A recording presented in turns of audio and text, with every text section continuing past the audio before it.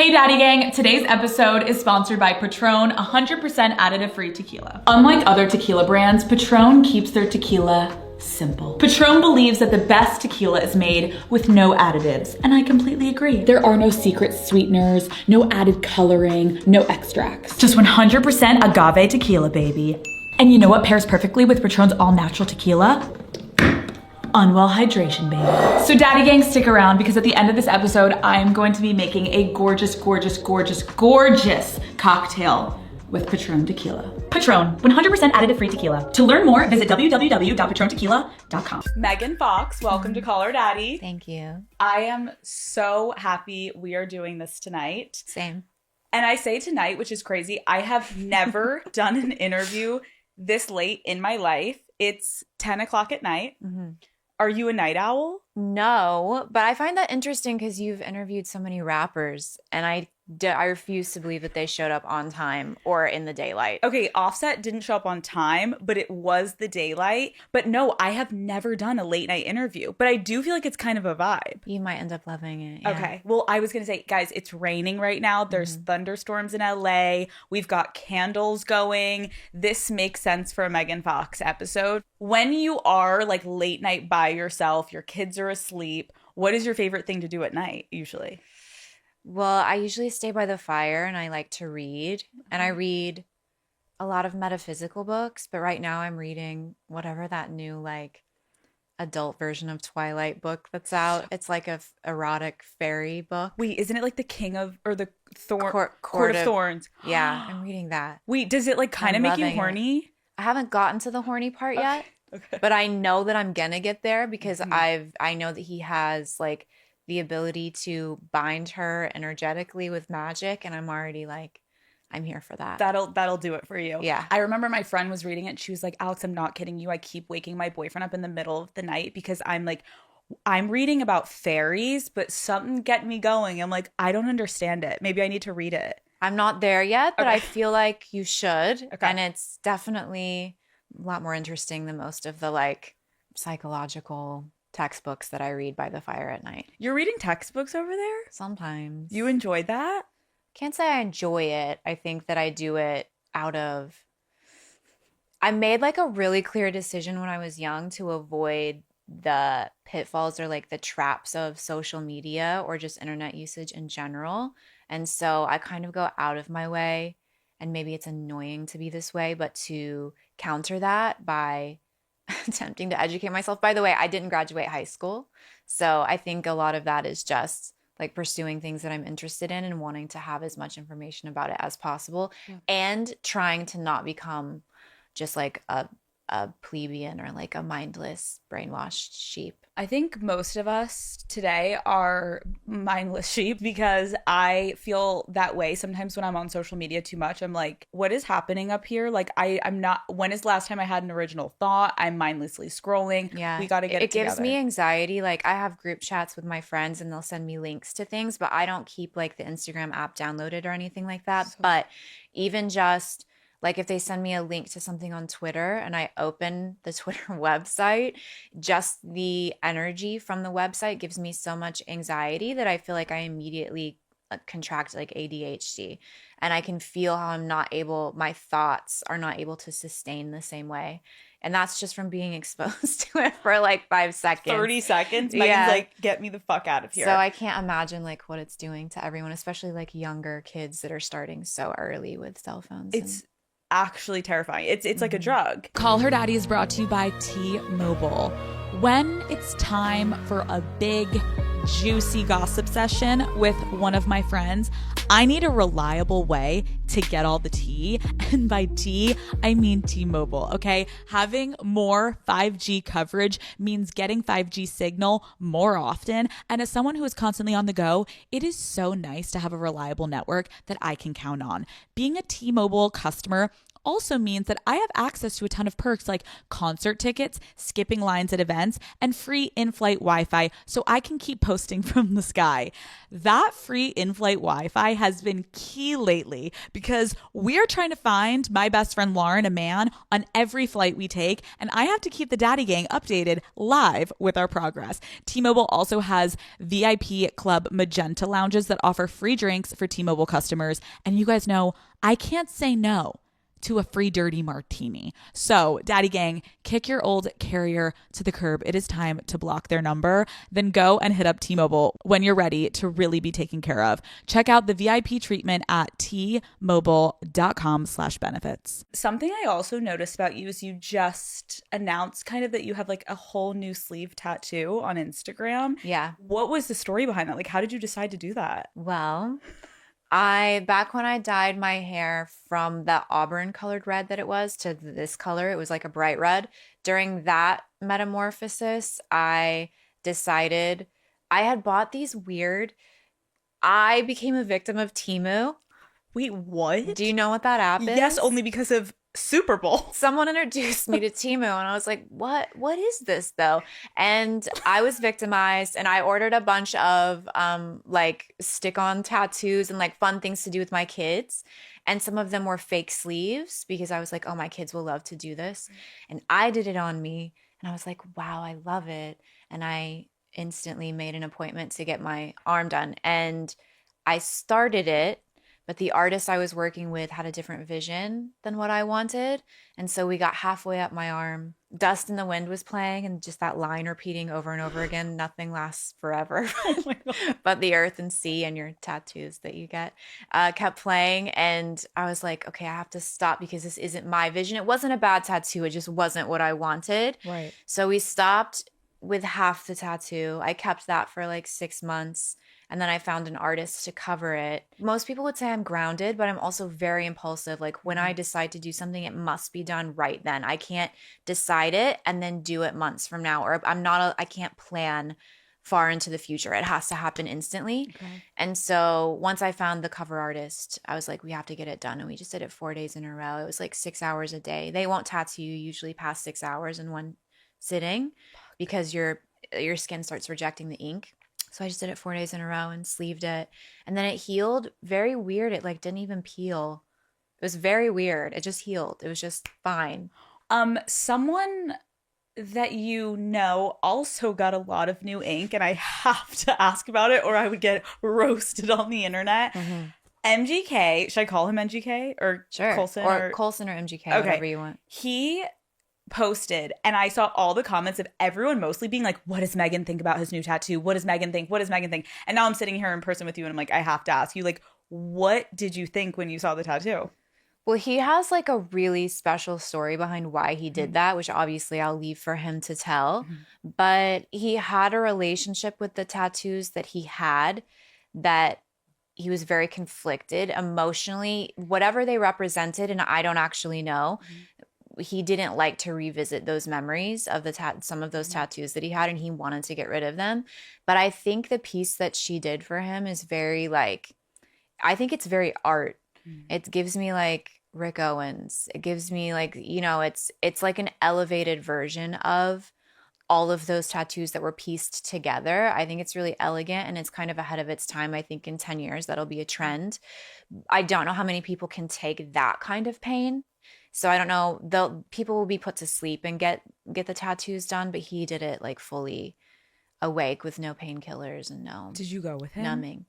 I went to one of the sessions. Oh, right, there's probably many. There were many, yeah. And it didn't feel like something, to me, it felt like he was going through like a spiritual initiation, and that space needed to be respected and I didn't need to be there. I stopped by one of them though, but I don't actually know how he endured that level of pain because he's also tattooing on top of tattoos. So you're tattooing the scar tissue, which makes it even more painful. I don't know.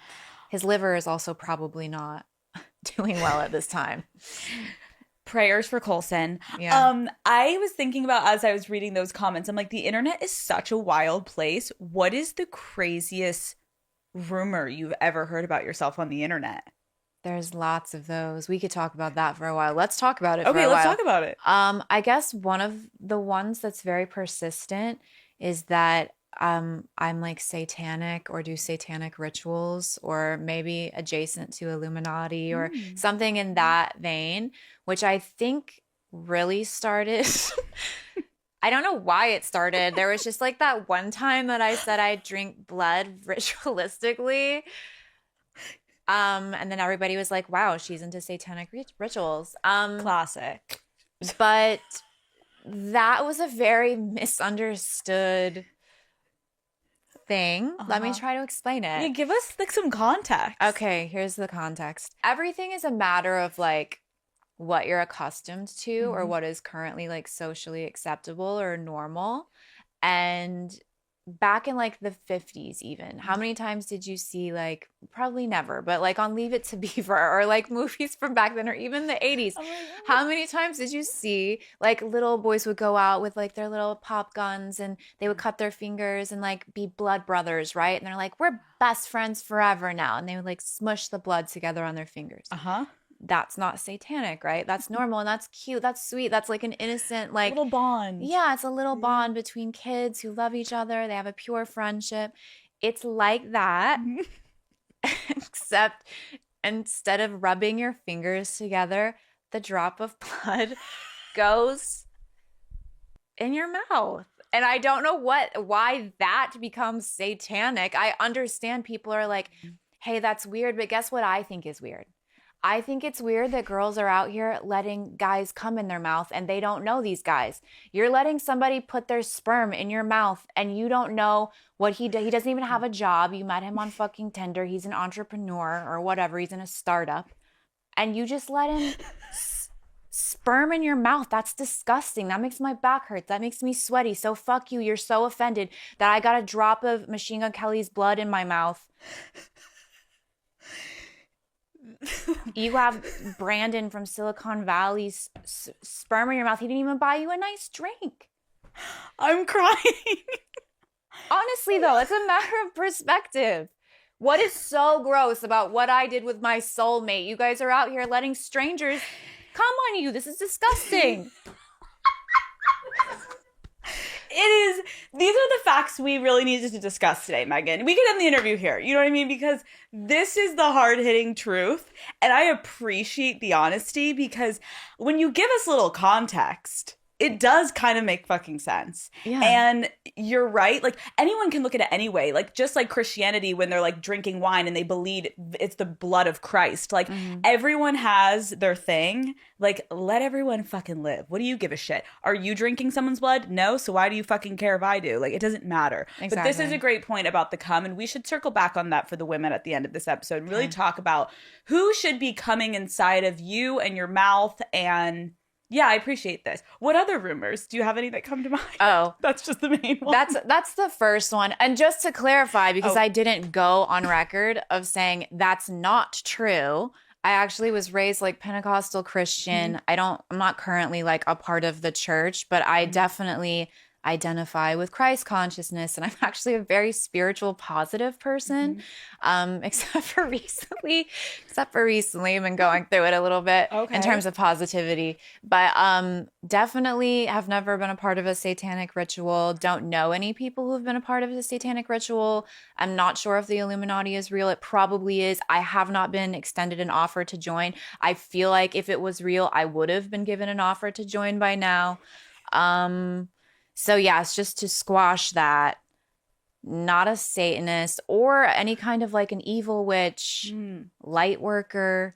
Yes, I do, rituals, but that's not a negative thing. Anything is a ritual. Doing your skincare routine is a ritual. Going to church is a ritual. So I think people have to separate that word. That word has been demonized for so long. Yeah. That it's just been very misunderstood. And also, I think we exacerbated it because Halloween of that year, I dressed up in bondage with a dog collar around my neck, and he dressed up as a priest, and he was feeding me communion on my knees, and we played Marilyn Manson's Sweet Dreams.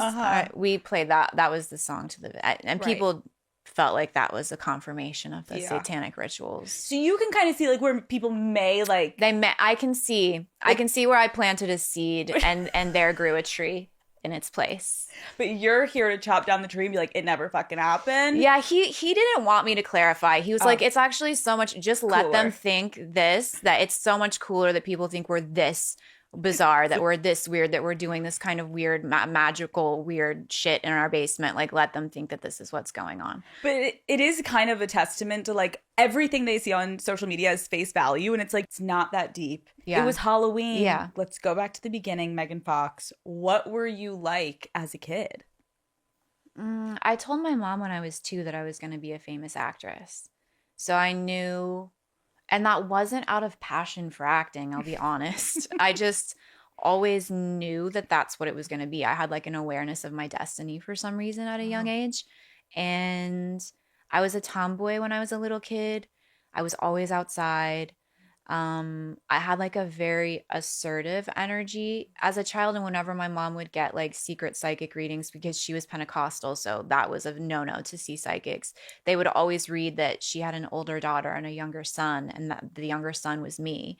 And I'm not really sure why I always came through that way, except that I have, no one's going to know what I'm talking about right now, but I have Mars on my ascendant in astrology. So I have like a warrior energy that I was born with. And I think that was translated as being like maybe masculine as a child, because it wasn't docile.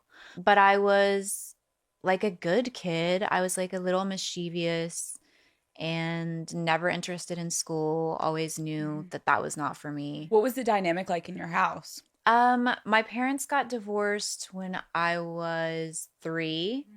And prior to that, I just remember both my parents are still alive, and so I want to be careful not to drag them, but while also being honest.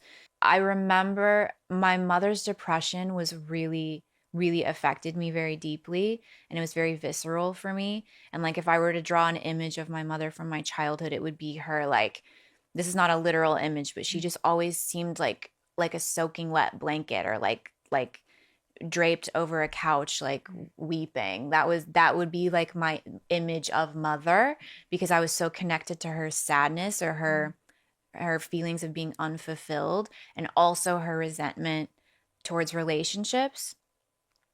My dad, before I skip ahead, my dad is like really outgoing and funny and charming and like really unique and sparkly.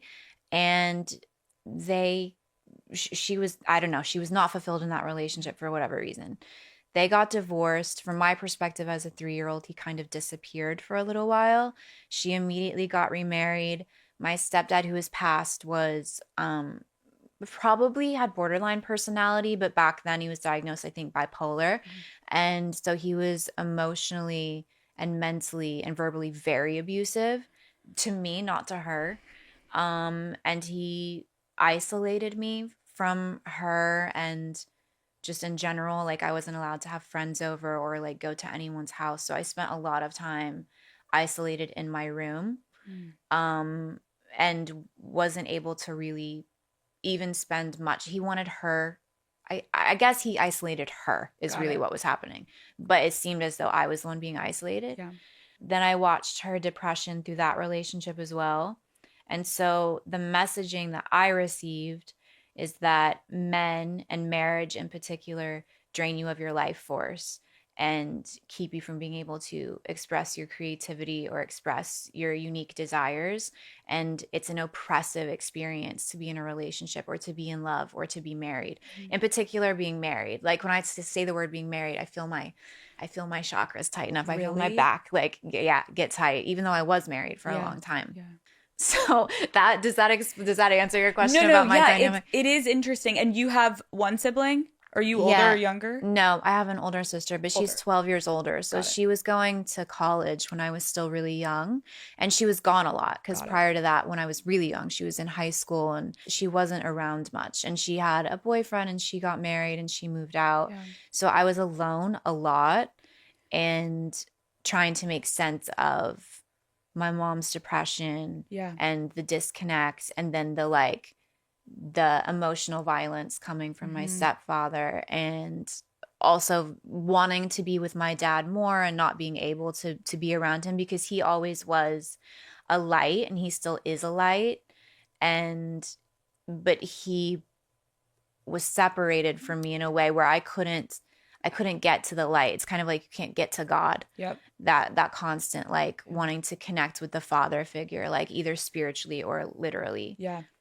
I feel like a lot of people that I've talked to, I have such empathy for people that, whether literally or just like by age, kind of had a upbringing that you're essentially an only child, like your sister being so much older than you, like you were in the house alone. And I feel like a lot of times when there's such chaos from the parents, like I found you can have such an emotional connection to siblings because you can look at someone to your right and your left and be like, oh, we're going through the same shit. Whereas when you're an only child, essentially in those moments, you can only internalize, think what's wrong with me, or hate what's going on around you and try to do the complete opposite of what your parents did. I feel like obviously we've seen in movies you play just like the most popular hot girl. And when you got to high school, because I know you said when you were younger you were very tomboyish, you would be alone. What was your high school dynamic like? Like, were you the cool girl or were you the opposite of that? No, in middle school, I was always a loner, I guess, and not necessarily by choice, but have you ever taken the Enneagram test? Do you know what that is? I do know what that is. Do you know what number you are? I completely forget what number I'm in now. You're probably a 1, if I had to guess. Oh my God, what does that mean? Is that a good or a 7? Actually, you're probably a 7, the enthusiast.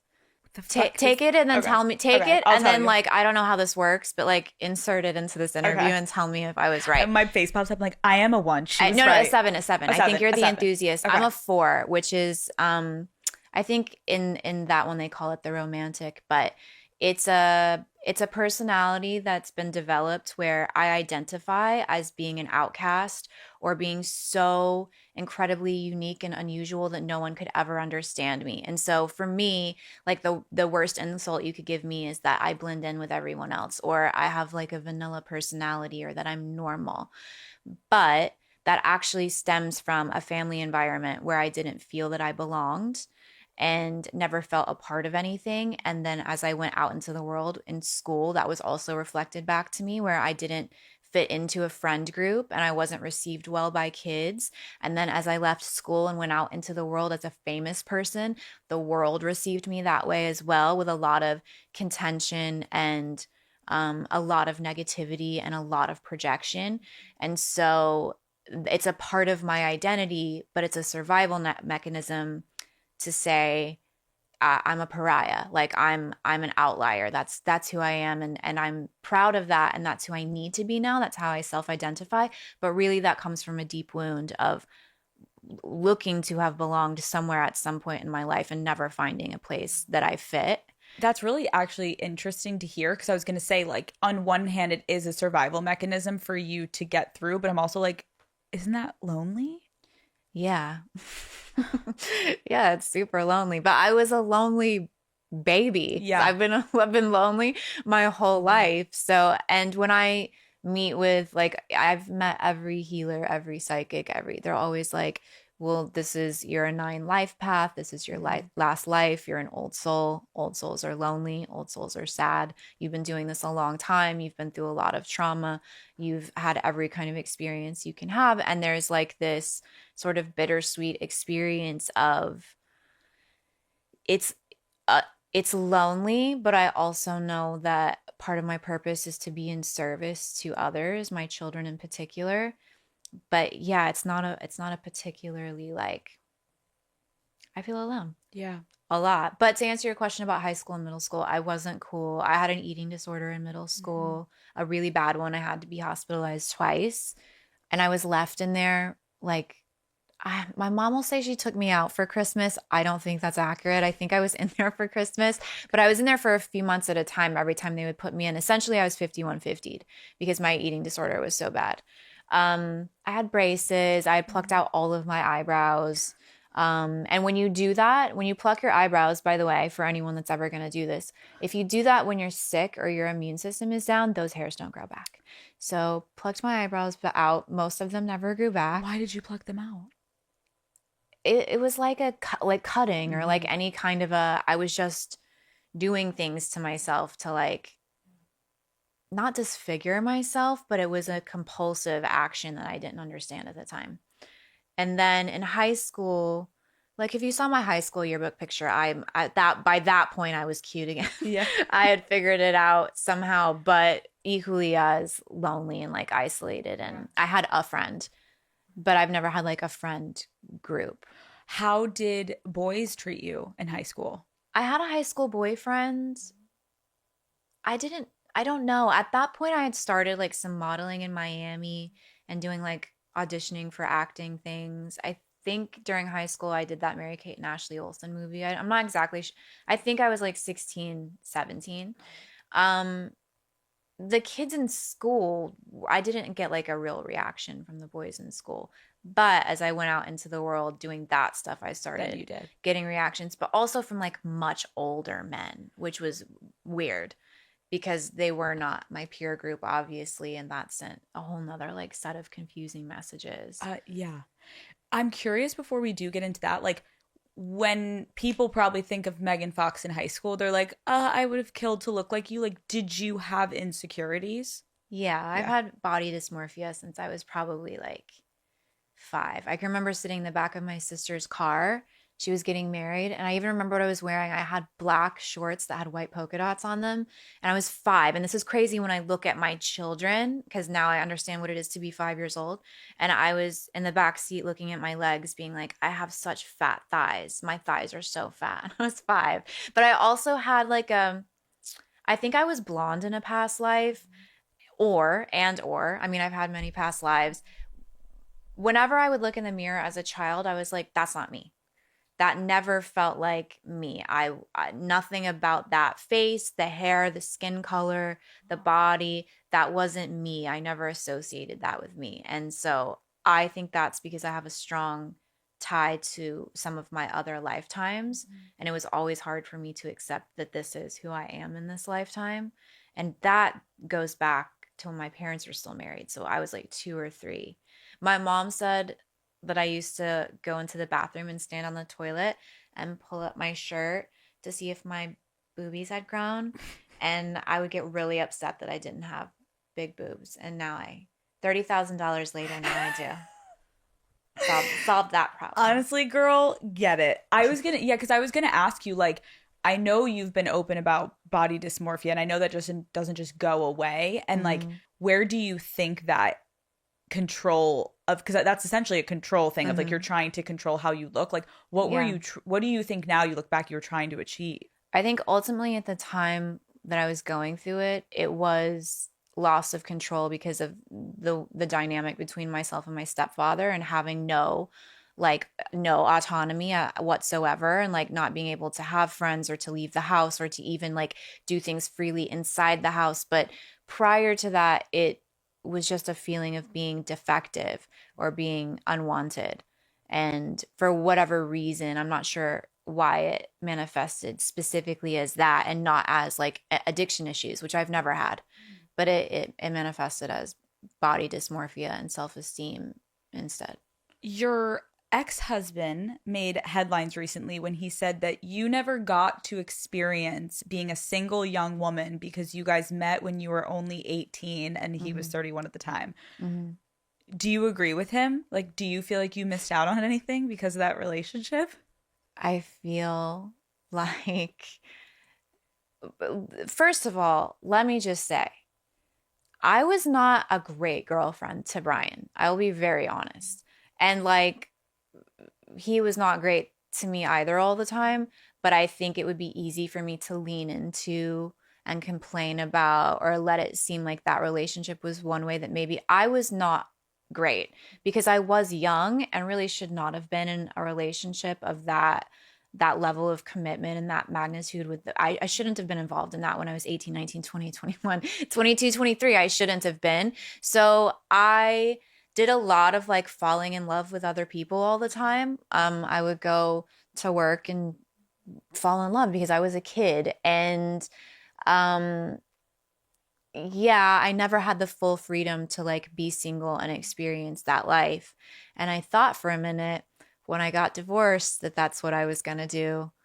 And I was single for like 3 weeks. And Megan. then You just met that guy. yeah, I thought I was really going to go full like Leo DiCaprio for a while. That would have been really like fun to watch. Everyone says that to me. Um, Everyone agrees. I now need to know, because you referenced in the beginning of this interview, like it literally makes your skin crawl when you think about marriage, but you did get married. Like, how did you decide to do that? I think because then I was so unaware of my feelings because I was so much younger, and this is before I had my kids, and most of my growth and like awareness came after childbirth. So prior to that, I just wasn't aware that, oh, marriage makes me feel any particular way. That was something I did kind of impulsively. Also, it was like an adventure to go on and to do. And I'd already been with him for so many years at that point. And I do feel like karmically I was supposed to have those kids with him, of course. So I didn't realize, I wasn't looking at myself being like, oh, I'm reenacting my mother's life. I'm carrying my mother's burdens, or I'm carrying, the things that she projected onto me. I was not able to recognize any of that. I was just in the moment and had not had therapy or anything like that. And I had not started reading and educating myself. So I was just acting and doing. And I got myself into a relationship, which I, of course, found, no shade to Brian, unfulfilling, because inevitably that's what I was going to do, because I was reenacting what I watched my mother do as a child. Yeah. Yeah, I think that's something that's like fascinating when you get into therapy. You're like, oh, fuck. Like, I literally said I didn't want to be like my mother, and I'm turning into my mother. And it's on us, obviously, to like take some accountability of our lives, to be like, pause, how do I try to change this? But it's really fucking hard to not do what we saw growing up. When I think about you and since the rise of your career, I feel like your name in the public eye has been synonymous with the phrase sex symbol, right? How does that make you feel? I've never been like particularly attached to that, to be honest. I'm not like, I don't have an emotional reaction to that. I don't believe, but let me sit here and analyze it while you're asking me. I think it adds pressure to a girl who, like I said, has body dysmorphia and didn't really ever see herself that way. And the things that I thought were my strengths, like my mind, my intelligence, or my sense of humor, which is granted like very niche sometimes, but those things are not acknowledged, and instead I'm being acknowledged for something that I don't identify with or as. And so that's almost like this artifice. It's like forcing me to wear a character that I wasn't trying to wear. And then also you assign the character to me, and then you torture and demonize the character. And I was never that. I was never her. Like you created her, and then you murdered her. And that, I love that I started this out by being like, I don't have an emotional attachment to this. Like, you fucking killed me, bitch. But I think to just being called a sex symbol, I don't initially have a reaction. Yeah. But to the whole process of what really happened, and it's into just being famous in general, and the process of fame has been really haunting, to be honest, because like I said, the media and people built up this character and then decided to destroy her, because I don't know why there's a need to like worship and destroy, worship and then destroy. And I was always a sensitive kid, but I had to wear armor to survive my childhood, and I had to wear armor to survive being famous. And so there's this energy of me of that, you know, that I don't give any fucks. And to some degree, that's true in terms of I would never change anything about myself in order to get someone to like me. So in that way, I don't give any fucks. That doesn't mean that I don't get my feelings hurt, and that when I'm being bullied or dragged, that doesn't cause me to be mentally unwell sometimes, because it absolutely does and did.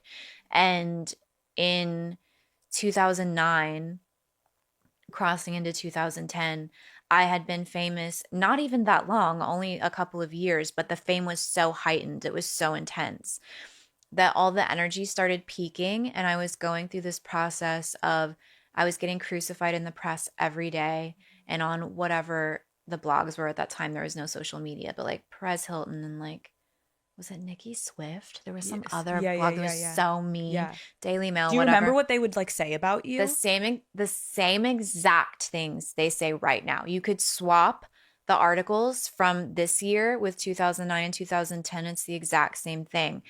Obviously, like being a slut, being a whore. Now I have kids for people to project on and be like, but you're a shitty mom. I didn't have that at the time, but it was just like, you're a shitty person for whatever reason.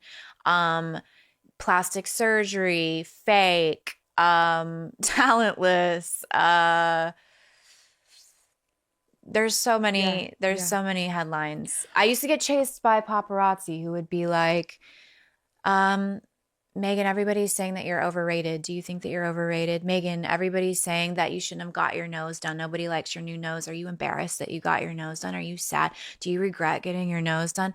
Megan, why are you such a bitch? Why does nobody like you? Like grown men, right? Chasing you with, back then, this was like TMZ cameras. They don't talk to you like that anymore, but back then they did. So you're in life getting bullied by actual grown adult men with cameras everywhere you go. Then there's like the online presence of just getting torn to shreds for everything that you do, everything that you wear, how you look, every single flaw, every pimple, every scar, every 5 pounds you gain, 5 pounds you lose. You can't win. And that energy was peaking, and it was every day. And during 2009, they had a blackout, a Megan Fox blackout, where the media all agreed to not post any content about me for a whole day. Which, by the way, I was like, I hope you do this every day. Thank you. But the attitude was that, that I was a fame whore or an attention whore, which is the opposite of the truth. I'm extremely introverted and horrified by having to be in front of people or cameras.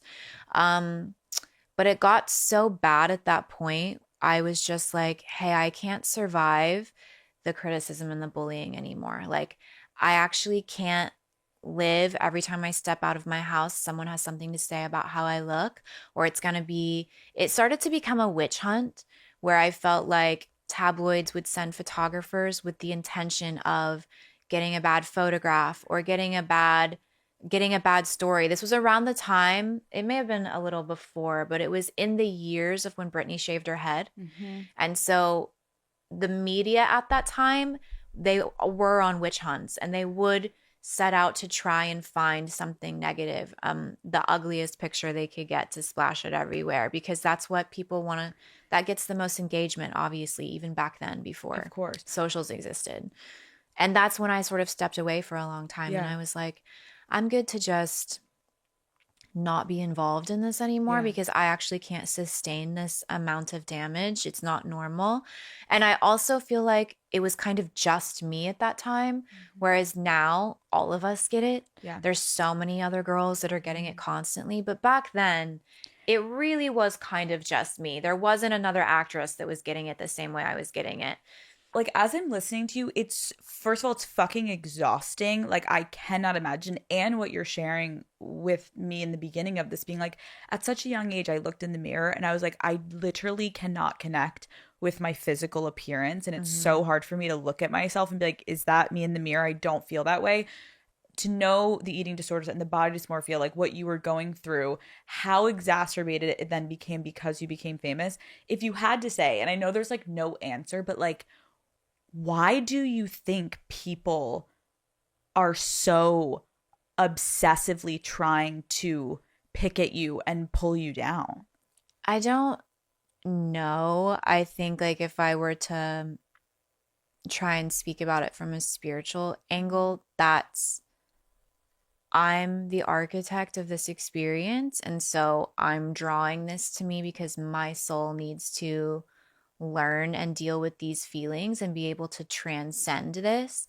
I believe in a past life, I actually was burned at the stake for being a witch. So I think that's an energy that I've had like through lifetimes, and it's carried into this lifetime as well, because that is essentially what is happening today, every day. Is Yeah. people don't realize it, but they all wake up and they're just a reincarnated medieval mob, and they have their pitchfork and their lantern, and they're like, who do we get to burn at the Right. stake today? Who do we get to cancel today? Yeah. Who do we get to destroy today? And that's the first thing they do. They go on Twitter and they're like, what's trending? This. I want to join in on this. And that's also something that should be studied, is like, why do people want to join in on something which is essentially psychological violence? Why do you want to join in on that? Because I think most people, if you were walking on the street and you saw me, or you saw Kim or Kylie or any of these other girls, and we were being beaten by a mob of people, your instinct is not going to be to join the mob and to beat us. It would probably be to either help or to go get help. However, when you watch that same thing happen online and it's the psychological violence, the instinct is to join. And that's a very weird instinct that people have, that they should ask themselves, like, why do I want to be a part of tormenting, torturing, mocking, making fun of, or bullying, when we do understand the ramifications and the danger of doing this? It's such a good way to look at it, and it's fucking terrifying. And I think that as I'm sitting here listening to you, like, I also just have to like acknowledge, like, you are conventionally like a beautiful woman. Like, you have been called in certain years like the most beautiful woman in the world. And I think people cannot accept that you could have it all. You can't be this beautiful and be smart. You can't be that beautiful and be a good person. And I think it brings so many insecurities out in people when they look at you. I think for women, like, I remember I just saw a TikTok of this woman who was like, I just lost 100 pounds and my life is so different because I used to walk in rooms and women would befriend me and men treated me like shit, and now it's the opposite. I walk in a room and every fucking woman looks at me like a threat, and every man is opening the door for me, treating me like a queen. And I'm like, whoa, I just lived two different fucking experiences in a year. And I'm like, which one would I choose? But I think you threaten women because you're confident and beautiful and educated and smart. And we're all like, fuck you. You can't be like that.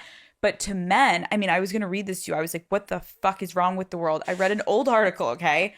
And they described you as a screensaver on a teenage boy's laptop, a middle-aged lawyer's shower fantasy, and a sexual prop used to sell movies. Like, the objectification of you, Megan Fox, is so much larger than you. It is like the embodiment of misogyny and what's wrong with our fucking society. And it's terrifying even hearing, though, it come from your own voice of like, I didn't ask for this. I'm not out there selling my body and my soul to this. Like, I'm just trying to do my job, and somehow people are like, take her the fuck down. Like, Yeah, it was always confusing to me because I never really did anything bad. I was never like associated with drugs or alcohol. I was never around until recently anyone who's been associated with drugs or alcohol. Right. I was never caught at clubs. I was never arrested. I never did anything outside of having like a kind of Andy Kaufman-esque sense of humor, which people don't understand. That is my greatest crime. And so it was very hard to understand in the beginning. And I'll be honest with you, it's hard to keep enduring it because I did step away for a decade, and I did all this work on myself spiritually and thought that I was transcending and growing and becoming a better person. And so when I got divorced and I started dating Colson, inevitably I was sort of thrust back into the light, the synthetic light, not the real light. And I thought that either it would be different, I would be attracting a different experience to myself this time because my level of consciousness was so much higher, or my ability to deal with it would be so much better at this point because I was a different person. And I have not found that to be the case at all. Like, I've been doing it, it's going on the 4th year now. And it is wearing me down. I'll be honest. Like, it's very hard, I think, because I don't have a family support system or like a large group of, I don't feel that I belong because I do feel so alone. Like you said, when you have to deal with something and you don't have siblings or you feel like you're by yourself, you internalize and then it can become very grim very quickly. And I am kind of getting to the end of my rope with that. I'll be honest. Like I'm struggling with it again. It feels like I was in a wormhole. Like I left 2009 and I'm like right back in where I left off, and there was no growth, which makes me feel defeated. And I can't believe how negative human beings are and how cruel they need to be to everyone. This is not just me, but that also weighs on me because I have kids, and I have one kid who's like an artistic savant, and that kid will inevitably be in the spotlight somehow. It's impossible that they won't. And I know how cruel the world is because I've lived through it, and I don't think I can endure watching what my child is going to have to go through. So I'm really struggling with that as well, of like not wanting my kids to have to be exposed. I was going to say, it's also just like this vicious cycle. Like you said, like everyone builds someone up. We've seen it with so many stars online. And then the minute you're at the top, they break you down. And I already know it. It's like if you disappear again and you go away, oh my God, we miss Megan. It happened to me twice. When I went away, there was like this surge of like, I hate this phrase, but it applies. I would not normally say this. There was that peak in energy where I was getting crucified every day. I went away. I disappeared. I was like, fine, fuck it, you win. The world had like their post-nut clarity. And they were like, wait, but why did we kill her? Why did we murder her? She never did anything. What did she do? She was actually she stood for a lot of really good things. Like, we should have given her flowers. Why did we do that? Fuck. And then I step back. I'm like, was someone knocking? Were you guys calling me? I'm here. I'm here to receive my flowers. And it was immediate, just murder. Done. Immediately. And so What the fuck? that experiencing that cycle, like you said, if I were to disappear again right now, like I did in 2009, which believe me, I'm very tempted to do because I am not well at this moment, the same thing would happen where people would be like, oh, but she brought, she had this messaging. She was such a smart girl. She was a grounded girl. She was encouraging. She was supportive of other women. She was this, she was that. I promise you 40 years after I'm dead, it's going to be like with, not to compare myself to Marilyn, but the way she died. And then everyone's like, well, she was a genius. She had 142 IQ. That's going to happen to me too. Years from now, I'll be dead, and then somebody will have something nice to say about me. But living, it's not going to happen. It's even like making me think as you're just talking and I'm staring at you, like you are so bright and you have so much to offer.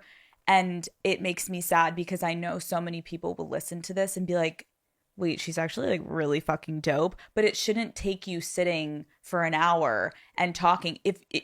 You're a kind person, you've never done anything to anyone, so you shouldn't have to prove yourself. But it's like frustrating that there's this pull and push on the internet and you just can't fucking win. And I'm sorry you have to deal with that. I'm curious, like how did and how has this like extreme focus on your look and body impacted your relationship to sex?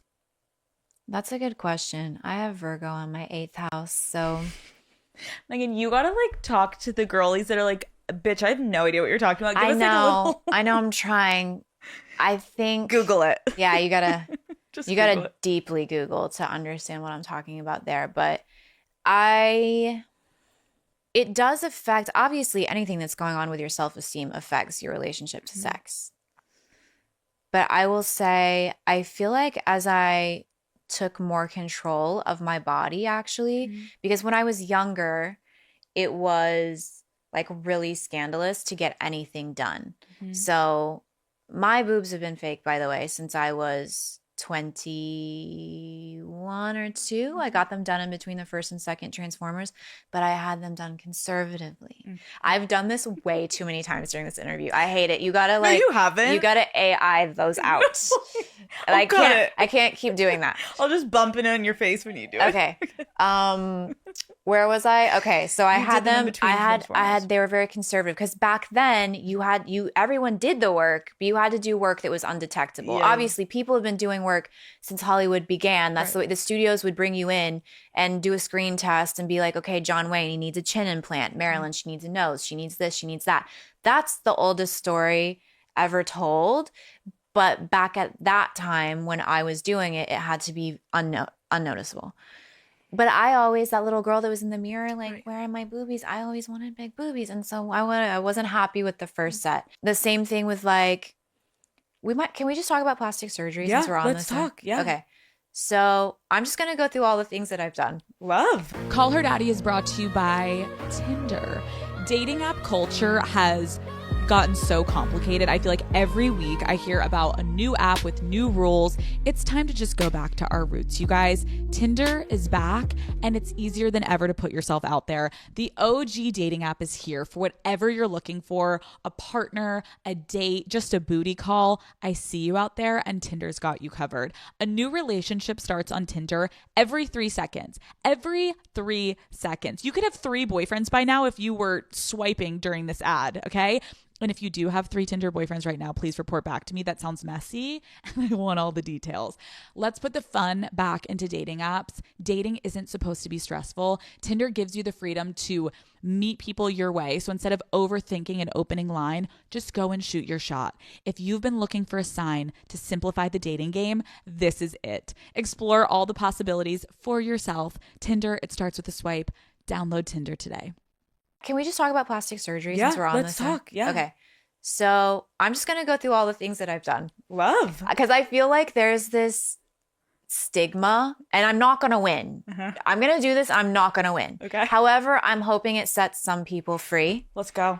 Because I feel like people are like, well, we if you were to ask women, they would be like, well, we say these things, we bully you. Some of my favorite comments are from women, and I don't often read them, but sometimes I'm in the mood and I'm like, I want to interact with a troll. Yeah. And it takes 1 second for them to start pouring into my Instagram feed or my comments.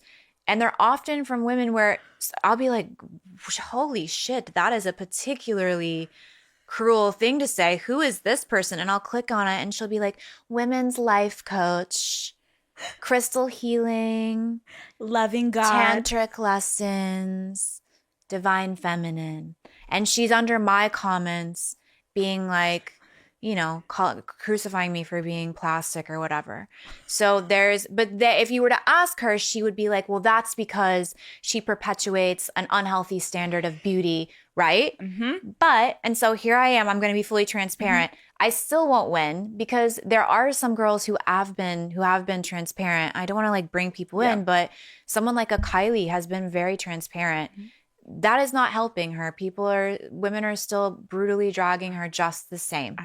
And totally undeserved. She's a beautiful, healthy, young, gorgeous girl. And I actually feel, for whatever reason, very protective when I watch other girls go through this. I want to defend them or go to war for them. But okay, I'll go through. Okay. Here's things I haven't done that I have been accused of doing. Okay. And then I'll confirm the things I have done. Okay. I've never had a facelift of any kind. So no mid facelift, no like lateral brow lift, although I would like one, or no regular brow lift.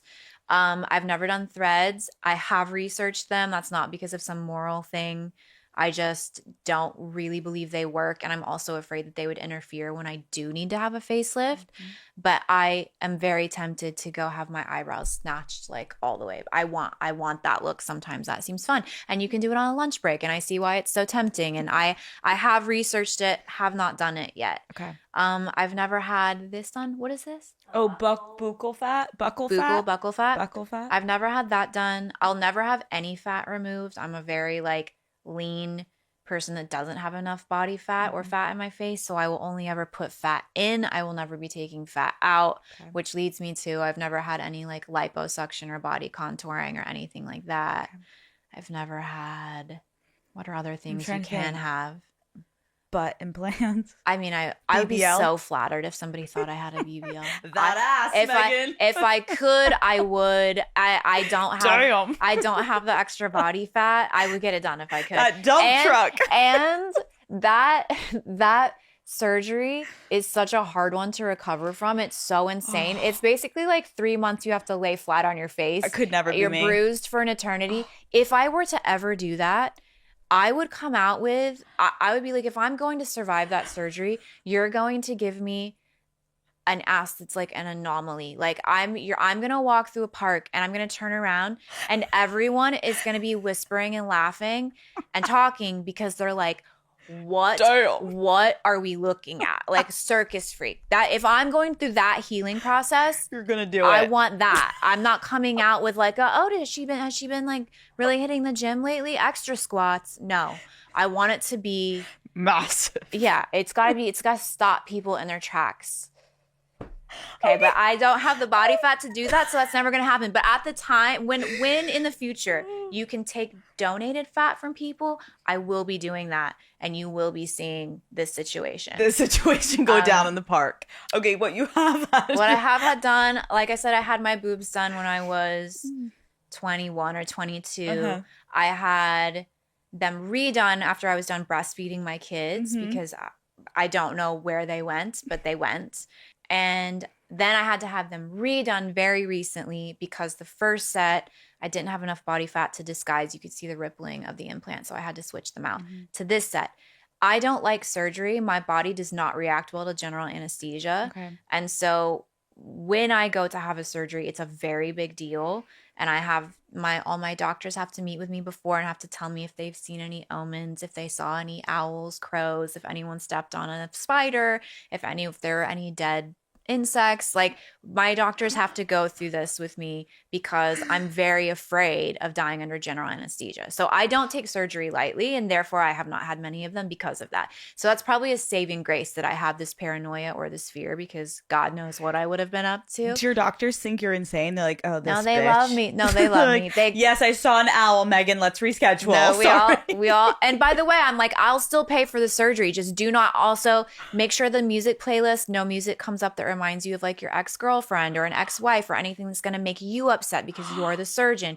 You need to be in a good headspace. If you have a fight with your wife, do not come in for surgery. I go through all of these protocols. You should make us all like a list of like a little pre-op situation. You don't want to, any surgery is a risk to your life. I don't care what anyone says. Right. That's the truth. Going under general anesthesia is a risk to your life. Yep. So when I had to go in for this set, I was like, look, if you're going to put me to sleep, if I'm going to be sick for 2 months from the general anesthesia, if I'm going to go through, because I'm not fully ever asleep. So my soul's like fighting on the surgical table to wake up.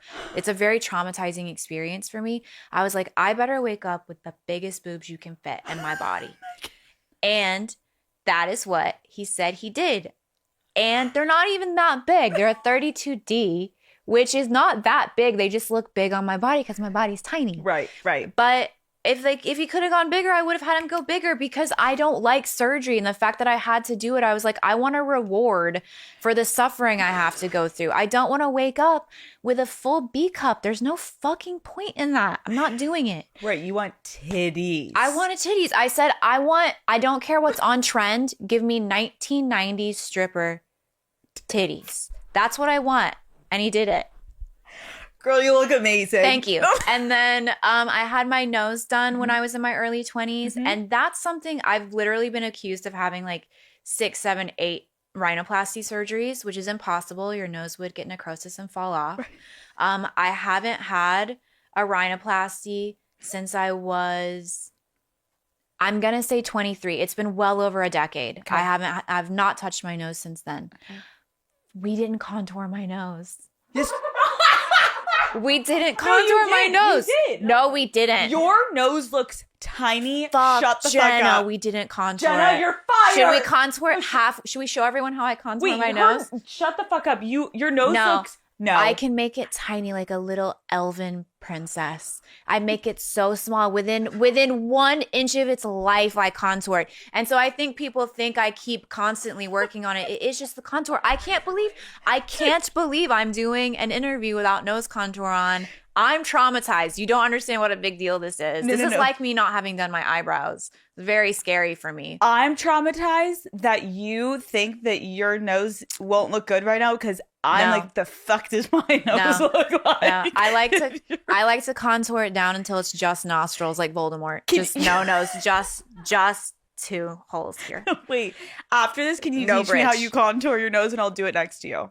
Yeah, but I'm freaking out that I don't have it on. You look so gorgeous. You're gonna keep going. This is good for you. This is good for you. She's got to keep going. Okay. So you've had your nose done, you've had your tits done, and what? Botox and filler? That's it, right?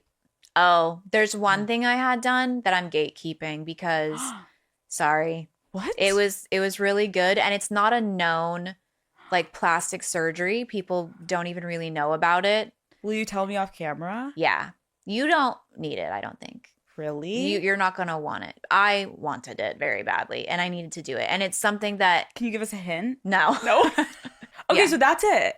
Yeah, it's actually not that much. Right. It's not that... In terms of surgery, it's not that much. Right. Now, when it comes to lasers and stuff like that, I've done everything you could possibly think of doing, and I always will. I don't understand the point of shaming people for getting stuff done. Mm-mm. Granted, I'm not encouraging anyone to do anything crazy, and like I said, you need to be very safe and very careful when you do any of this stuff, even fillers.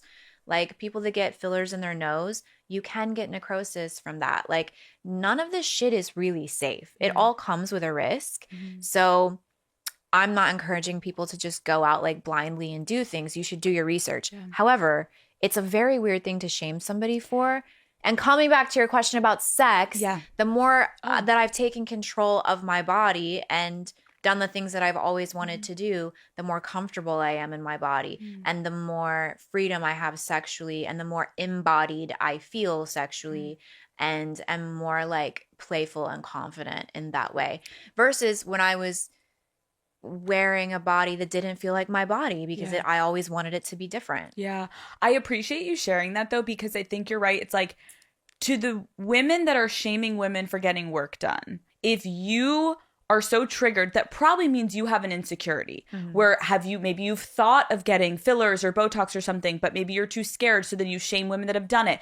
It's like, why? If you don't want it, why do you care if another woman gets it? Yeah. It's all projection. When someone is so angry looking at you, it is based in some form of jealousy. Like we have to just call it what it is. But also, where does the logic end of like, why won't you take it to shaming people for coloring their hair?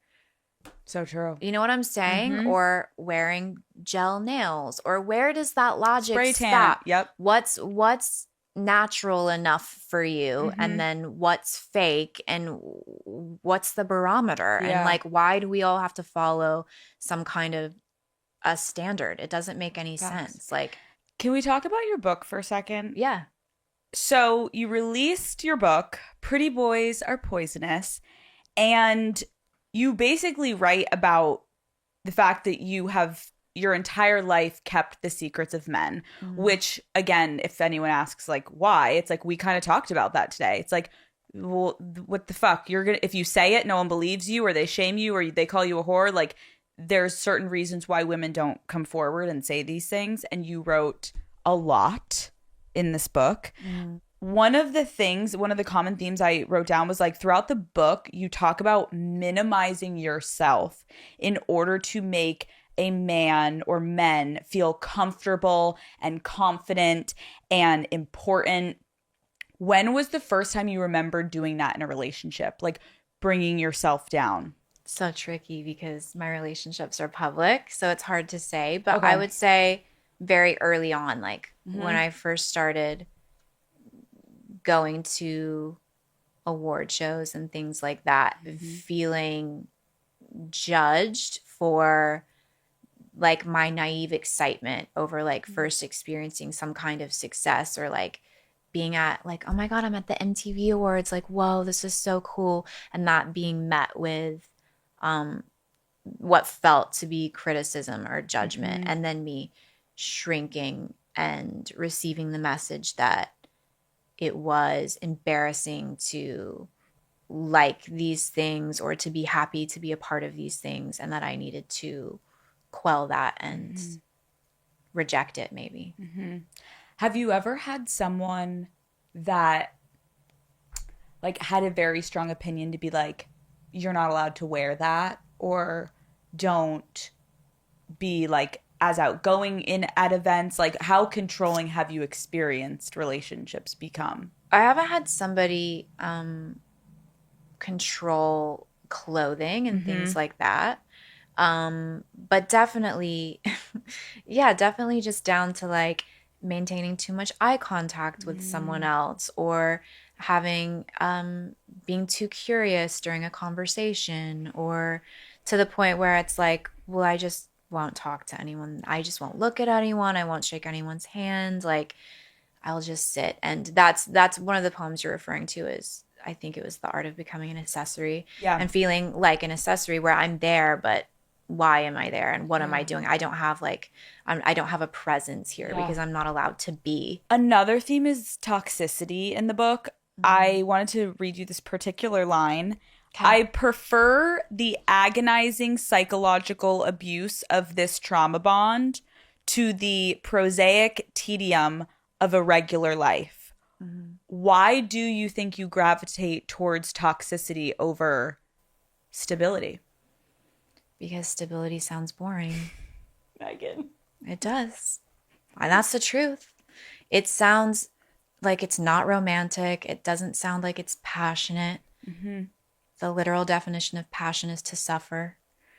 And it just sounds, I would rather be in something. This is not to encourage others to do this, but my personal psychosis and issue is that I would prefer to be in something dramatic and toxic versus something stable. Keep in mind, I've never experienced like truly stable. So if I were to honestly experience it, I would probably have a lot of peace and would accept it. But I've never had it. So to me, the idea of it sounds very boring. I want to read part of this heartbreaking poem that you wrote because it's fucking heartbreaking. You say, there was a time where I had never heard a man call me stupid, pathetic, bitch, cunt, slut, idiot. And there was also a time when I had never felt a man's hands hit me, suffocate me, or throw me to the ground. But now, if one of those things hasn't happened by Wednesday, I consider it a miracle. When I read that to you, how does it make you feel? I dissociate from the physical violence a lot. Even when I talk to my therapist, I have yet to be able to have like a strong emotional reaction to that because I compartmentalized that, and that sort of just jumped over my logical brain and went right into my body. So I need to probably do a lot of like somatic therapy to work on that. But I'm not able to feel emotional when I write about it or when I talk about it. It's basically like describing a movie. The gaslighting and the name calling and the mental emotional abuse, I do get very emotional about that. I am very like present with that. But how do I feel about it? I don't know. Well, part of me feels like exposed because I wrote this book with things like that in it. And so to hear someone else read it, I'm like, okay, I wrote that for everyone to read for all of eternity. They can revisit that book. And I did it, but I did it for a reason. Why did you do it?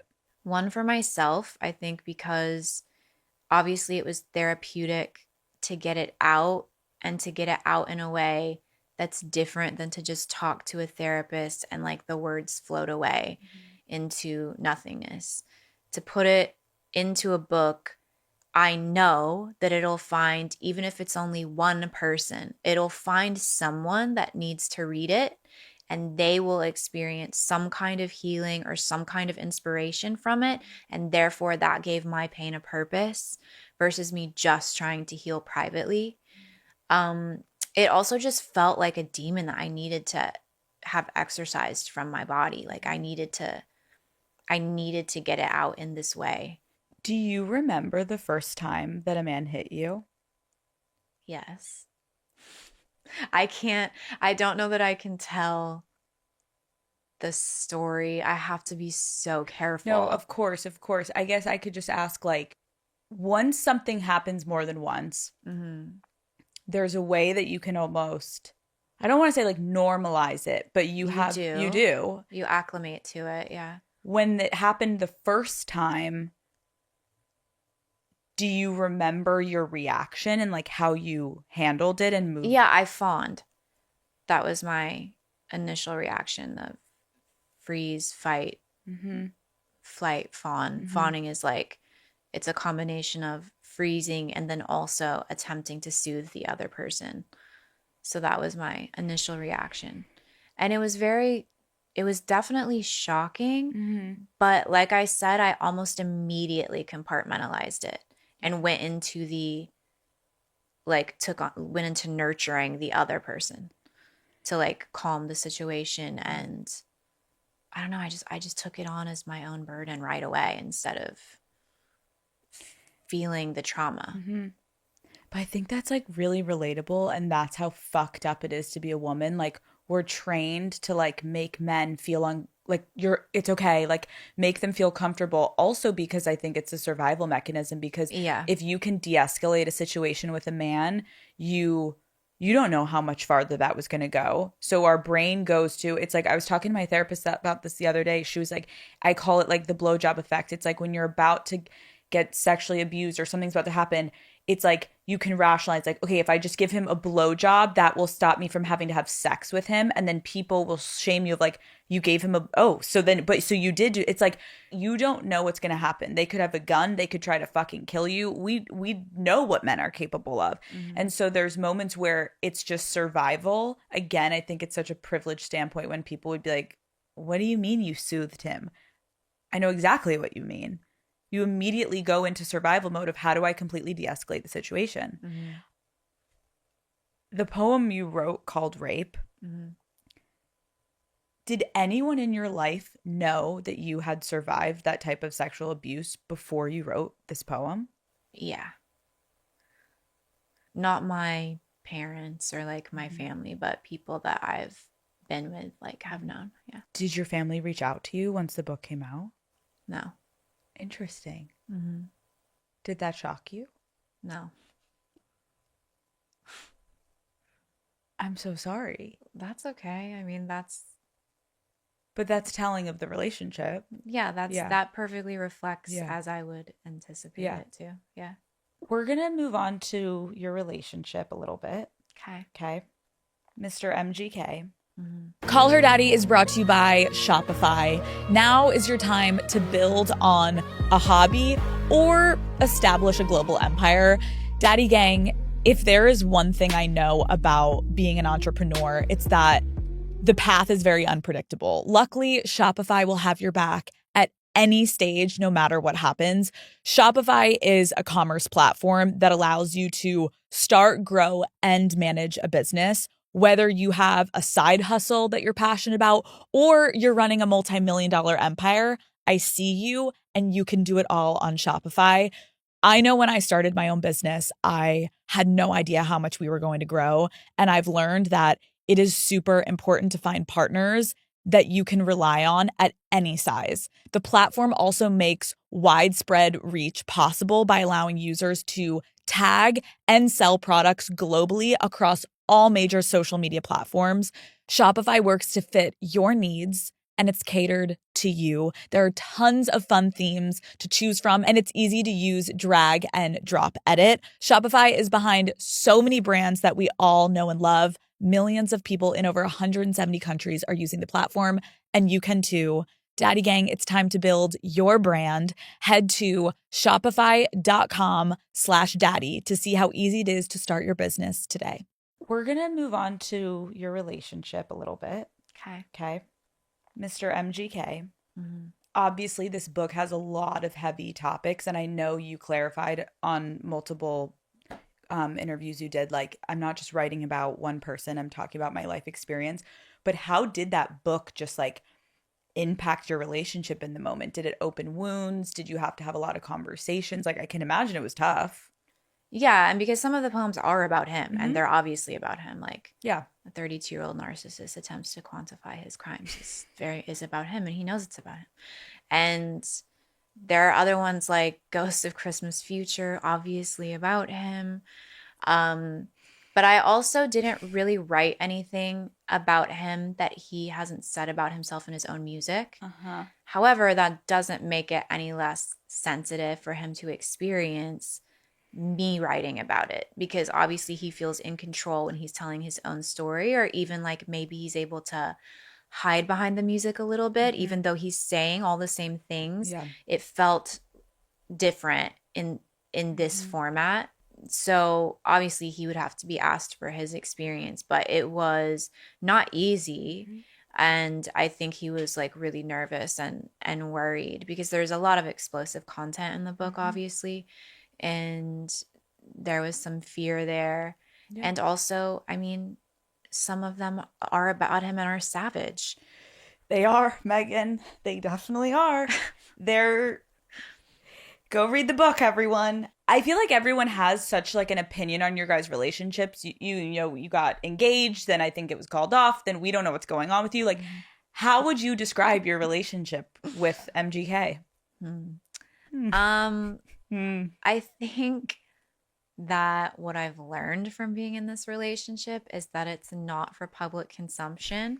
So I think as of now, I don't have a comment on like the status of the relationship per se. What I can say is that is what I refer to as being my twin soul. And there will always be a tether to him no matter what. I can't say for sure what the capacity will be, but I will always be connected to him somehow. Beyond that, I'm not willing to explain. But all those things you said were accurate, things that have occurred. And I could see them being confusing or interesting to people, and them being like, what's up? Yeah. I mean, I think the reality is, like, reading your book, I was like, holy fuck, some of this is traumatizing. This is scary. This is sad. This is really relatable. Like, I think that's what you just explained you wanted to do with the book, is like, I think a lot of women, which is unfortunate and sad for us as women, that a lot of people can be like, I've experienced that and that and that. And I think what's sad is, like, so many people probably don't know how many women have gone through that, how many women have normalized getting hit or getting verbally, physically, emotionally abused. Like, it's everywhere. It's 1 in 3 women. Like, it's so fucking prevalent. And I think our culture likes to just turn a blind eye and pretend it's not happening. So, like, I appreciate you writing the book, but I agree. I think a lot of people are like, you okay? Like, are we still in this relationship? And that's for you to decide. Like, I think you're right. It's like, everyone fuck off. You're going to decide what you're going to do. And also, he gets to write his fucking music. Yeah. And I think you, as an actor, it's not like you get to be like, let's change this role to be more like that. Like, this is an expression for you that I bet was, like, healing in a way, to be like, put it out and let it go. Yeah. It also was written just from the, like, one angle of my perspective, meaning this was me being like, I'm writing this from my anger of all these men, all these experiences that I have had. It's not an objective view of my roles in the relationship. Like I said, like, I failed many times inside the different relationships and was not a flawless. Yeah. I was not a pure victim. Like Yeah. I did plenty of things and provoked plenty of things, not in terms of violence, but like I provoked pain or issues inside the relationship as well with my behavior. But the book was not written in a holistic way. It was written from my anger and my pain needed to speak. And that's what the book is. Yeah. Okay. I have a couple more fun questions. Okay. First of all, because we're going to transition and help the girlies out. Okay. How have you gotten to a place in your life where you do not give a fuck about what other people think and their opinions? I have not gotten to that place in my life. Wait, Megan, I thought you did. No. No, we still care. No, I guess like I said earlier, it is a thing of like I would never change anything about myself to appease someone. Yeah. Like publicly, I would never do that. I actually had to one time during Brian was in a custody case with his child, and I was sometimes a part of those. A part of the process is everybody has to do a psych evaluation. So all 4 adults had to undergo psychiatric evaluations, and mine came back. And they took note of the fact that I was one of the only people that had never attempted to slant the test, because it's human nature to want your best self to be seen. So when people are being tested, it's often that they will not lie per se, but mislead or like present a truth that isn't entirely accurate out of wanting to be liked. And I don't have that function or that mechanism. So they took note of the fact that was completely absent from my psych evaluation, but not in a like sociopath way, but in a way where I'm just not somebody who's going to bend unless I'm only doing what I believe in, the end. Like that will never change. But that doesn't mean that it doesn't hurt my feelings when people spew venom or negativity or hatred towards me. I'm very permeable, actually, because I'm very sensitive. And yes, I've been wearing that armor, but the armor is heavy. And at a certain point in my life, I was down to get some blood on my blade and like go to war if I needed to. But I'm tired now, and it's actually wearing on me a lot in this particular moment. For whatever reason, things are coming to a head for me, and I'm not in a place where I don't give a single fuck. I do get hurt. That won't change who I am and how I speak and how I proceed with my life, but I do still feel the pain of that. How do you as a mother handle knowing people are like gonna try to get at your kids through you and knowing you? Like, are you paranoid at all with that? Yeah, I lose a lot of sleep about that, especially because at least one of them is, I know, gonna be in the public. Yeah. Probably all 3 of them. They're like drop dead gorgeous kids, and they're both of their parents are actors and in this industry, so it's likely that they're gonna have some type of public platform at a certain point. I worry about that every day. Do you talk to them about that yet? Not yet. My oldest is 11, and my kids were not allowed. They weren't raised with screens, and they don't have iPads or anything like that at my house, or phones. Eventually, I can't keep that up forever. Yeah. Eventually, that will happen. I'm trying to delay it as long as possible. But when they get a little bit older, it's still too early, and it's also, I don't want to put the weight of my experience on them. Yeah. I want them to have their own experience, and I don't want to preload it by being like, this is all the suffering that mommy's been through. This is how the world treats mommy. Mommy's never been loved. Mommy's always been bullied. Mommy doesn't belong. Like, they don't need to feel that. Yeah. So I haven't found the right way to talk to them about that, but I will have to with certainty. And yes, I lose a lot of sleep about that. Somebody should ask Brian that question. He's watched me cry so many times. He's always like, are you okay? Because every school meeting, I'm just weeping. Like, I'm always crying because I know what's coming, and I'm not able to live in this moment because I know what's ahead, and I'm not prepared emotionally to have to do it. I can't do it. It's a lot. Yes. Okay. You're going to give the girls... I thought you said they were fun questions. It's right here. Okay. You are funny, by the way. Thank you. We should do like a part 2 where we only talk about funny shit. Okay. And we just let you go. Okay. I want to get your take on a couple of scenarios, okay?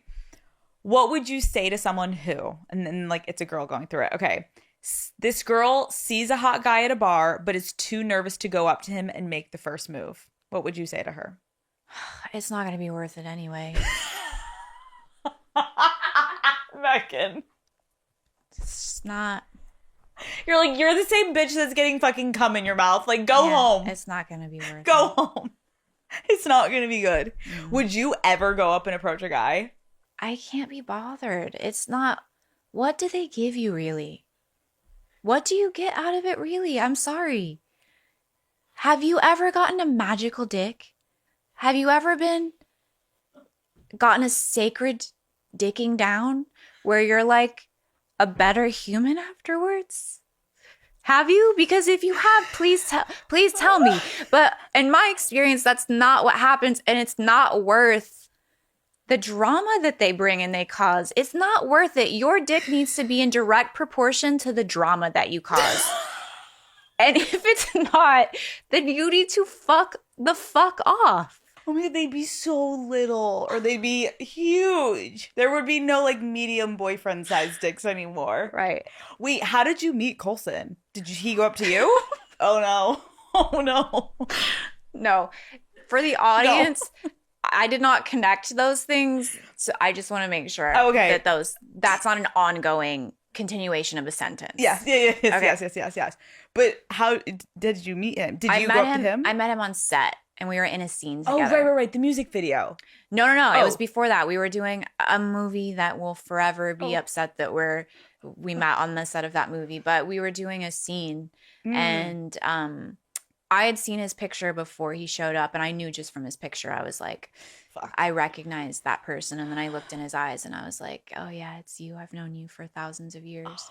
So we were in a situation where it wasn't really about one person coming up to the other. Got it. He's very shy, and he'll tell you he's very awkward as well. So he's not somebody who like picks up girls. He's just gorgeous and a famous musician, so he gets them easily. But if he was not famous, he would be struggling because he's not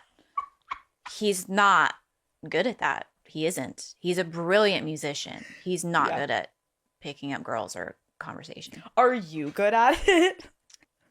I would say that's so subjective.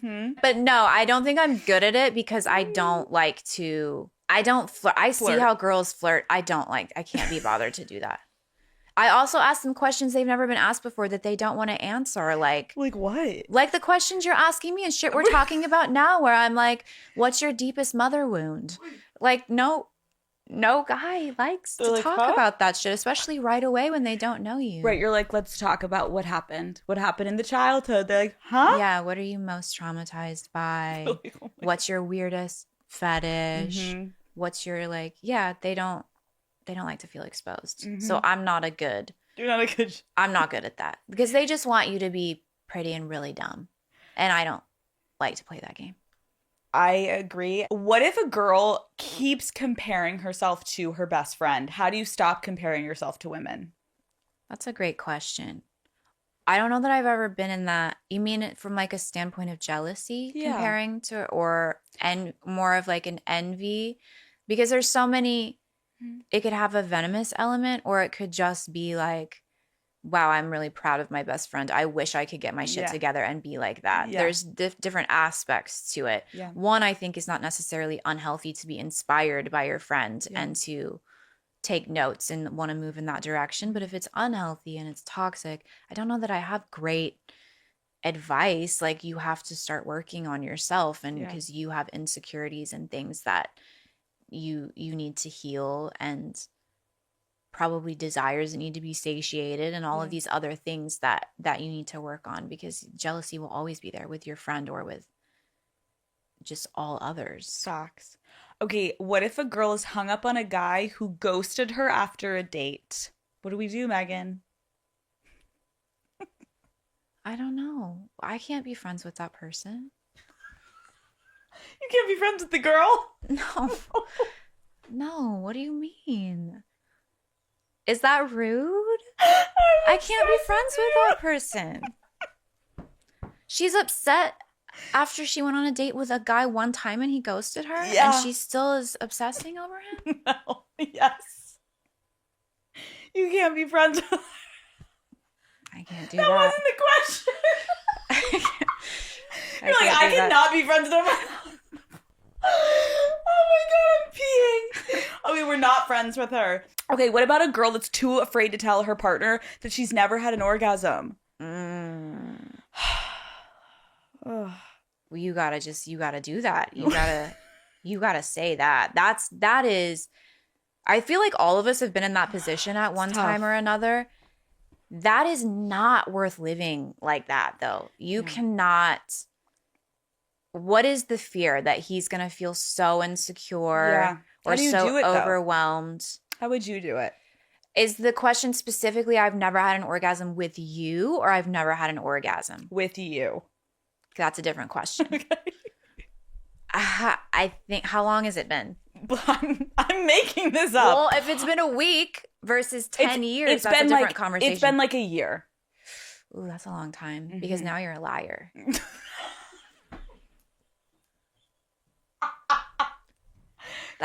That's a long time to keep up that lie. Because now you're a fucking liar, you cunt. No, but now you have to answer for, well, why have you been lying for a year? Like, don't let it get to that point. I understand the fear of being intimidated or worrying or whatever. You can't live like that. You have to understand that orgasms, if he's entitled to an orgasm, you are entitled to an orgasm. The end. So don't let any kind of fear talk you out of being able to speak that truth. This is your body, and orgasms actually keep women very healthy. It's a vitamin, and you have to prioritize that. So don't be afraid. And if he has a problem with that, he is not for you. And I promise you the dick wasn't that good anyway. Obviously, because you're not coming. Amen. Okay, Megan, last question. What do you think this next chapter of your life will look like for you? I feel like you're about to disappear. This is the last we ever saw Megan Fox. I'm on like the cliff of that. No. I don't know. I'm either going to really have some kind of like breakthrough where I do transcend into some like blissful higher level of consciousness or find some kind of purpose being in service to people, or I will disappear again. I feel like I handled that wrong the first time though. Yeah. And I regret some of those years that I lost. So I don't think I'll repeat that. However, I am on the precipice of what am I about to do? And I don't know. Well, we'll be looking for you. Megan Fox, thank you so much for calling me on Call Her Daddy. This was overdue and it was perfect. Thank you. Thank you for staying up so late. It's midnight. Let's go. We did it.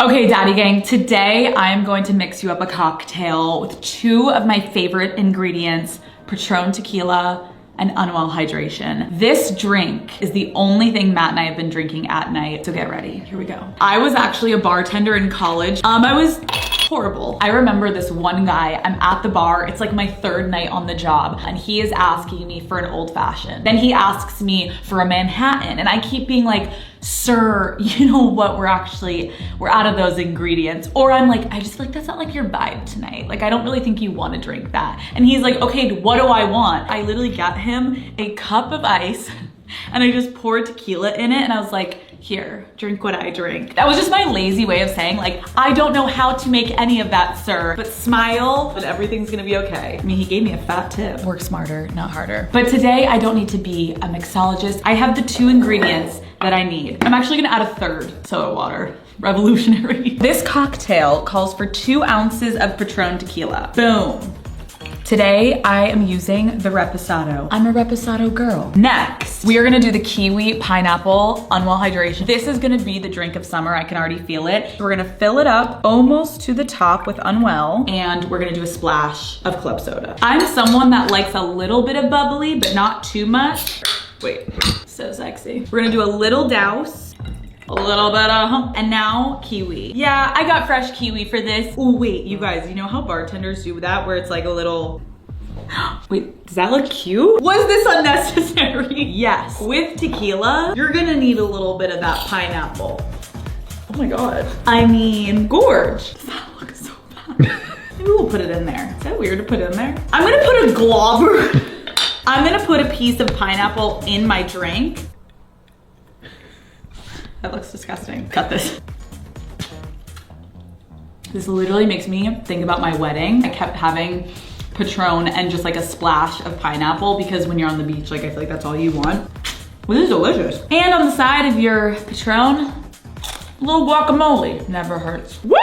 Daddy Gang, thank you so much for making this drink with me and Patron. I'm so excited for you guys. Tag me if you make this cocktail. Tell me what you think. I kind of was born to be a bartender. Let's not lie. Cheers. Thanks, Patron. Love ya. The perfect way to enjoy Patron is responsibly. Copyright 2025, imported by the Patron Spirits Company, Coral Gables, Florida Tequila, 40% ABV. The transformation.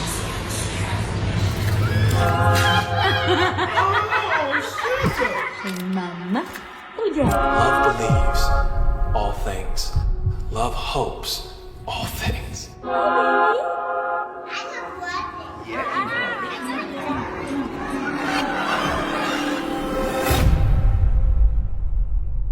Daddy Gang, I am so excited for today's guest. Are you ready?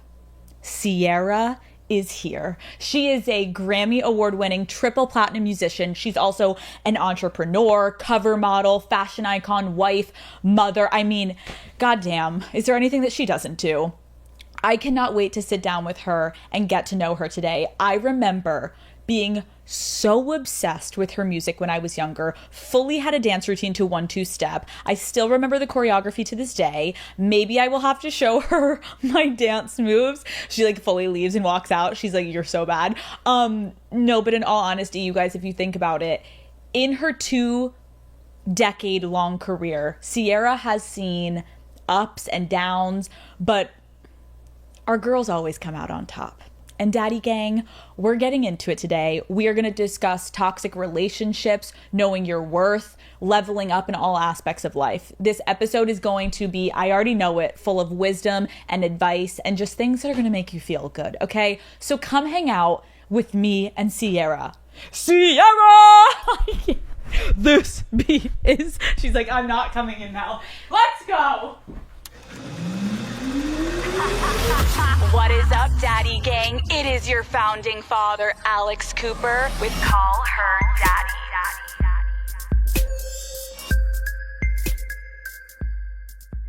Sierra, welcome to Call Her Daddy. Thank you for having me. I am so happy you're here. First of all, congrats on your pregnancy. Thank you. Talk to me. How far along are you? Oh my gosh. I don't say how far along I am because I'm kind of funny on marking the time. Okay. Because the most important wish is a healthy baby and desire. Mm-hmm. And I feel like when you mark time, it kind of puts pressure on the time marker. Totally. But I am, the bump is bumping. I'm feeling good. I'm feeling a little, I would say big and slow, but you know, I'm feeling good. I'm feeling grateful. So this is baby number 4. Number 4. Did you always want a big family? I did. I'm an only child. So I think because of that, like I used to always beg my mom and dad for a brother or sister. I'm like, please, please, please, can you have another baby? And they would be like, it's not happening. And then I kind of like being an only child as I got into my teens. I'm like, this actually works out. It's all about me. I like it. Call Her Daddy is brought to you by Airbnb. Daddy Gang, I have so much travel coming up this summer, and the thought of being away from Bruce and Henry for long periods of time makes me unwell. I'm getting a rash just thinking about it, okay? So anytime I can, I choose to stay at an Airbnb. Not only does Airbnb allow me to bring my dogs, but it also ensures that I'll have the privacy to really unwind during a vacation. You're welcome, Matt. Every time I stay in a house on a trip, I feel like a local. I can stock up the house with groceries. I can explore neighborhood bars and get to know the city even better. Being able to cook a healthy meal or just sprawl out on the couch after a long travel day is truly such a game changer. So if you're looking ahead at your summer plans and you're like, I just want to go somewhere, but you don't really know where you want to go, check out their guest favorites. Airbnb compiles all of their guest favorite homes into one place so you can be inspired to book a cozy getaway, a hiking trip, or a weekend staycation somewhere with a hot tub. Whatever you're looking for, guest favorites can help you find it. Sometimes my priority is a house with a gym. Sometimes that's actually a lie. It's Matt's priority. For me, sometimes it's more about like having the perfect bed to rot in. Maybe it's a hot tub, whatever it be. It's all about balance. As you book your 2025 travel, my number one tip is to check out Airbnb first to find the perfect place to stay, because your accommodation can really make or break the trip. I am such a big fan, and this year marks the 20th anniversary of your debut album, Goodies. Yes. It is crazy to think that, because it's like you've just done so much in your career, but to think back to those OG days, I'm wondering, like, what does it make you feel when you know that people 20 years later are still so obsessed, so in love with the original hits? Oh my goodness, I feel grateful. It's actually, this is the 19th year, the 20th year is coming up. Okay. Yeah, so, but knowing that I'm about to enter that year, I feel a heart full of gratitude. It makes me feel motivated, you know. It's so funny because it also just reminds you why you just keep on going, like why you don't stop, why you don't stop believing, and you stay committed to your vision. Because when I was young, I was like, I spoke so much into like the things that I saw happening for myself, and it's kind of crazy. Like I had a goal sheet. So my goal sheet, I was like 14 years old when I wrote it down before I got discovered. I had 3 goals. So the first goal was to get discovered. Okay. And I wrote on how I was going to get discovered. So I'm going to get talent shows and all this kind of stuff. And then my second goal was, once I got discovered, to sell 3 to 4 million albums. And I did 5, which was a blessing. So check off 1 and check off 2.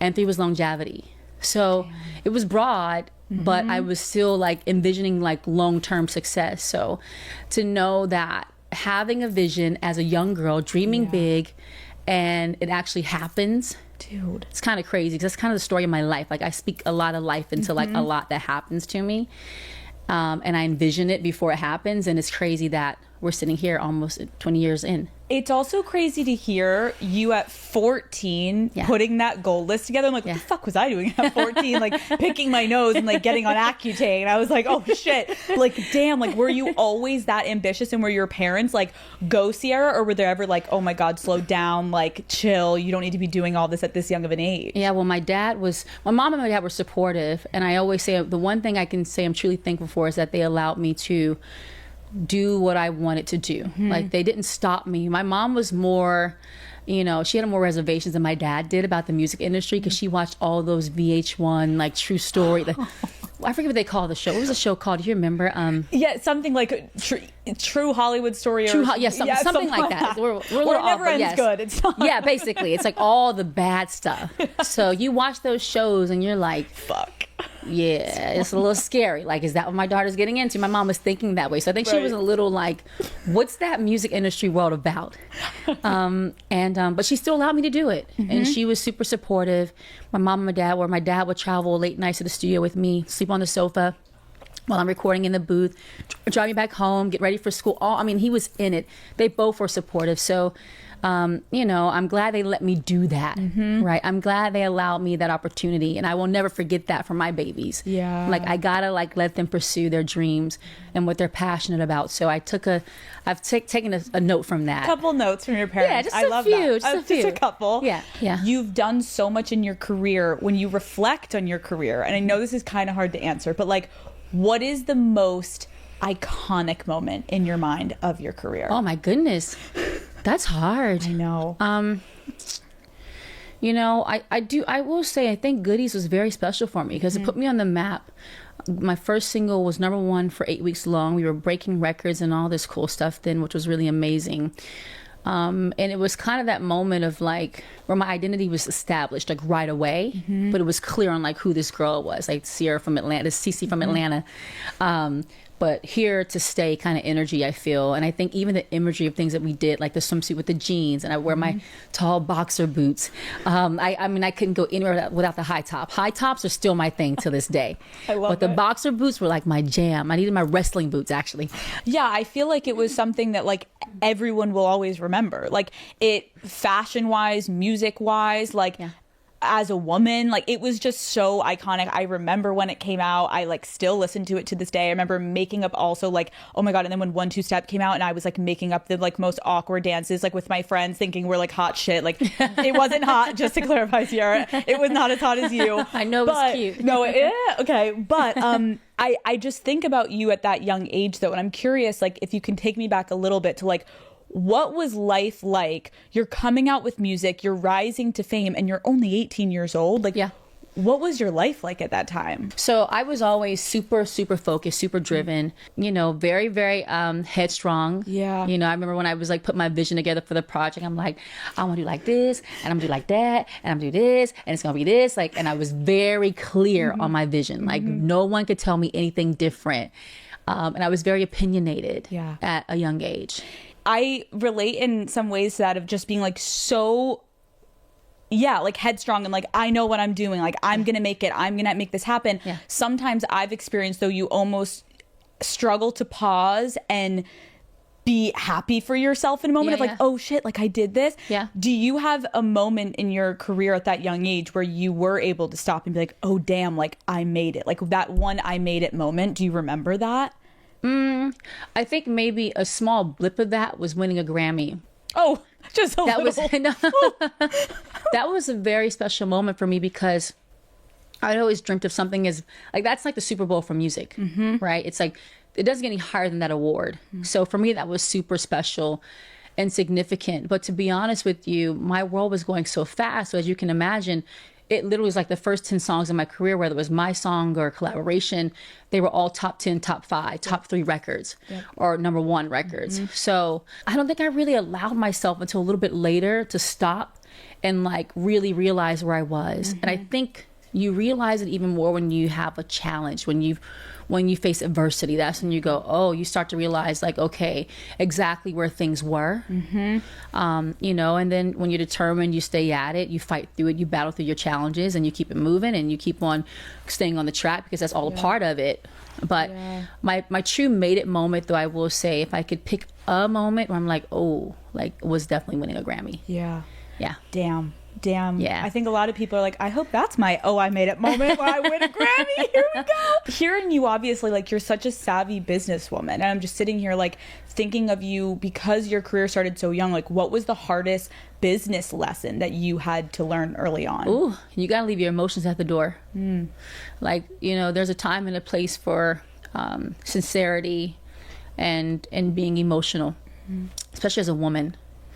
So I think early on I learned that, you know, I'm like in business, there's no gray. It's only black and white, right? So if you can, you know, find a way to manage your emotions, you know, it's game changing, because you also realize that a lot of people in our industry don't really care for your emotions. A lot of people don't really care in general. It's like, what can you do for me in this moment? What can you do for me in general? That's kind of the mentality from a lot of people, a lot of my experiences.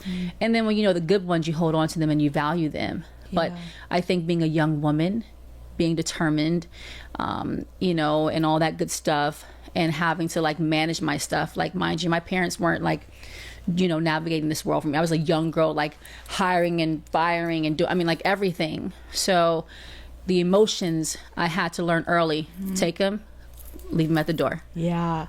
Do you think that like on a personal level, like how did you stay grounded while you're getting like famous and pictures and everything? Like, where did you find your center core? I'll be honest with you. I'm a spiritual girl, right? I think a lot of people know that. But so for me, my foundation was that I had faith. For me, I know who God and Jesus is. Like, that's important for me, right? Everybody has their thing. But I think that kind of helped to keep me like level set. The people around me, like to this day, I still call my boy Jasper, who I met when I was like 14 years old, recording my first song. Like, he was there in the booth with me. So mind you, that's 20 plus years of relationship. My best friend and makeup artist, who's been in my career since I was 16, my first professional shoot as a solo artist, actually my first professional shoot in general, she did that. So we're 20 plus years of friendship, and she's my matron of honor. My team, I stay pretty consistent. I try to keep it like, I'm a creature of habit. I think consistency is key, but I do believe having that consistent group of people and circle of people that I can trust and know they got my back. I think that was a big part that really helped me to stay like level-headed and to be able to reset or have a place to go to. Because I always say, I don't care how strong you are, I don't care how capable you are, you have to have somebody you can talk to. Like, that is so important, because the one thing that is very detrimental to a person is when you bottle stuff in and you don't have a place to go. So for me, I think having a place to go has always been a great thing for me, or someone I can trust and talk to. Even if it's just one person, like everybody doesn't have to know your stuff, like, you know, but just one person. If you have one, you have enough for me personally. And then of course I pray and all that good stuff.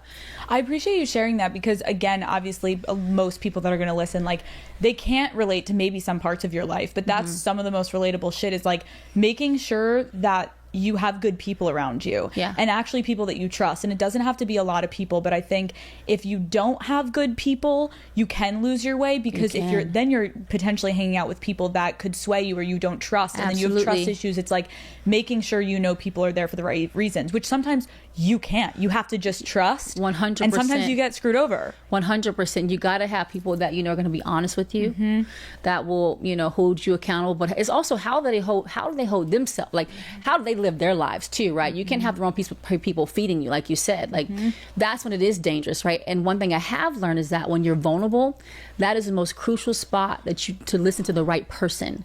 Because you can listen to the wrong person when you're vulnerable and they can send you completely left, right? Like, that's the thing about life. It's like amazing how one decision can change your life for better or for worse. One decision, right? So who's feeding you when you're vulnerable? Like, that's so important. You even see some celebrities and you can tell like the people that maybe don't have people with the right intentions in their camp, because it's like, of course, like you guys at some point can be just reduced to like an object of like, go here, go here, go here. We're all making money off of you. And at some point you have to decide like, you're the one that keeps it all moving. So you have to advocate for yourself in some capacity. Like keep those people that actually have the right intentions the right, like they want the best for you. That's hard though. It is. It's hard. But you know, my thing is like, there's a line in the Bible. It talks about what good is it for a man to gain the world and lose his soul. One of my greatest fears is to have a certain amount of success that's like the highest level, but to not know who I am. And I'm very, I'm very intentional about that. Like making sure I'm checking myself too. Like I got to check myself sometimes too. And it's like, I want to be incredibly successful, but I don't want it that much. I'm like lost in the end. Right. Imagine it all comes down. We pray, we all get to 80, 90. And you're like, I did it for all what I got. No one around me. I got nothing that I don't even know who the hell I am. Glad I got the Grammys and the awards and the albums, but like, who am I? Empty. That I'm so terrified of that. And I see it happen so often in my industry. Like a lot of the greats that I respected and admired, a lot of their stories, like it's not that beautiful story that you saw and why you fell in love with what they do.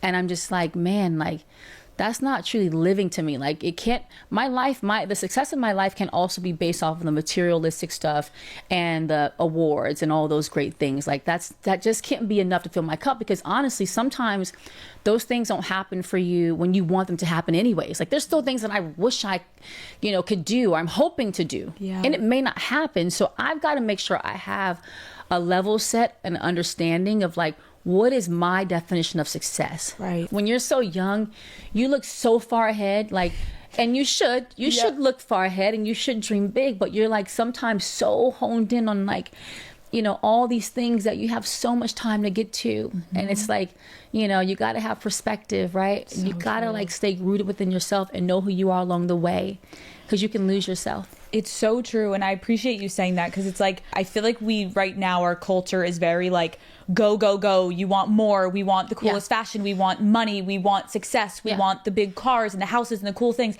And if you don't have it, then you're a loser and you're not as cool. It's like, there's just so much comparison right now. And especially for women, it's just like the aging aspect and like, we're not good enough if we don't get there's just so much. What is something that you learned in your 20s that you still carry with you to this day that you can share with us? Patience. I really, that's one of my favorite words. Well, actually, perspective is one of my favorite words, but also patience. I would say patience is everything. Sometimes, like I say, you want things to happen at a certain marker for you, and they may not happen until you're 50 or 60 years old. You just don't know, right? So to me, you got to have patience in the process, like trust the timing that's meant for you. Things are going to happen for you when they're supposed to. Even for me, I have to remind myself when stuff is ugly, I'm like, this is a part of life, right?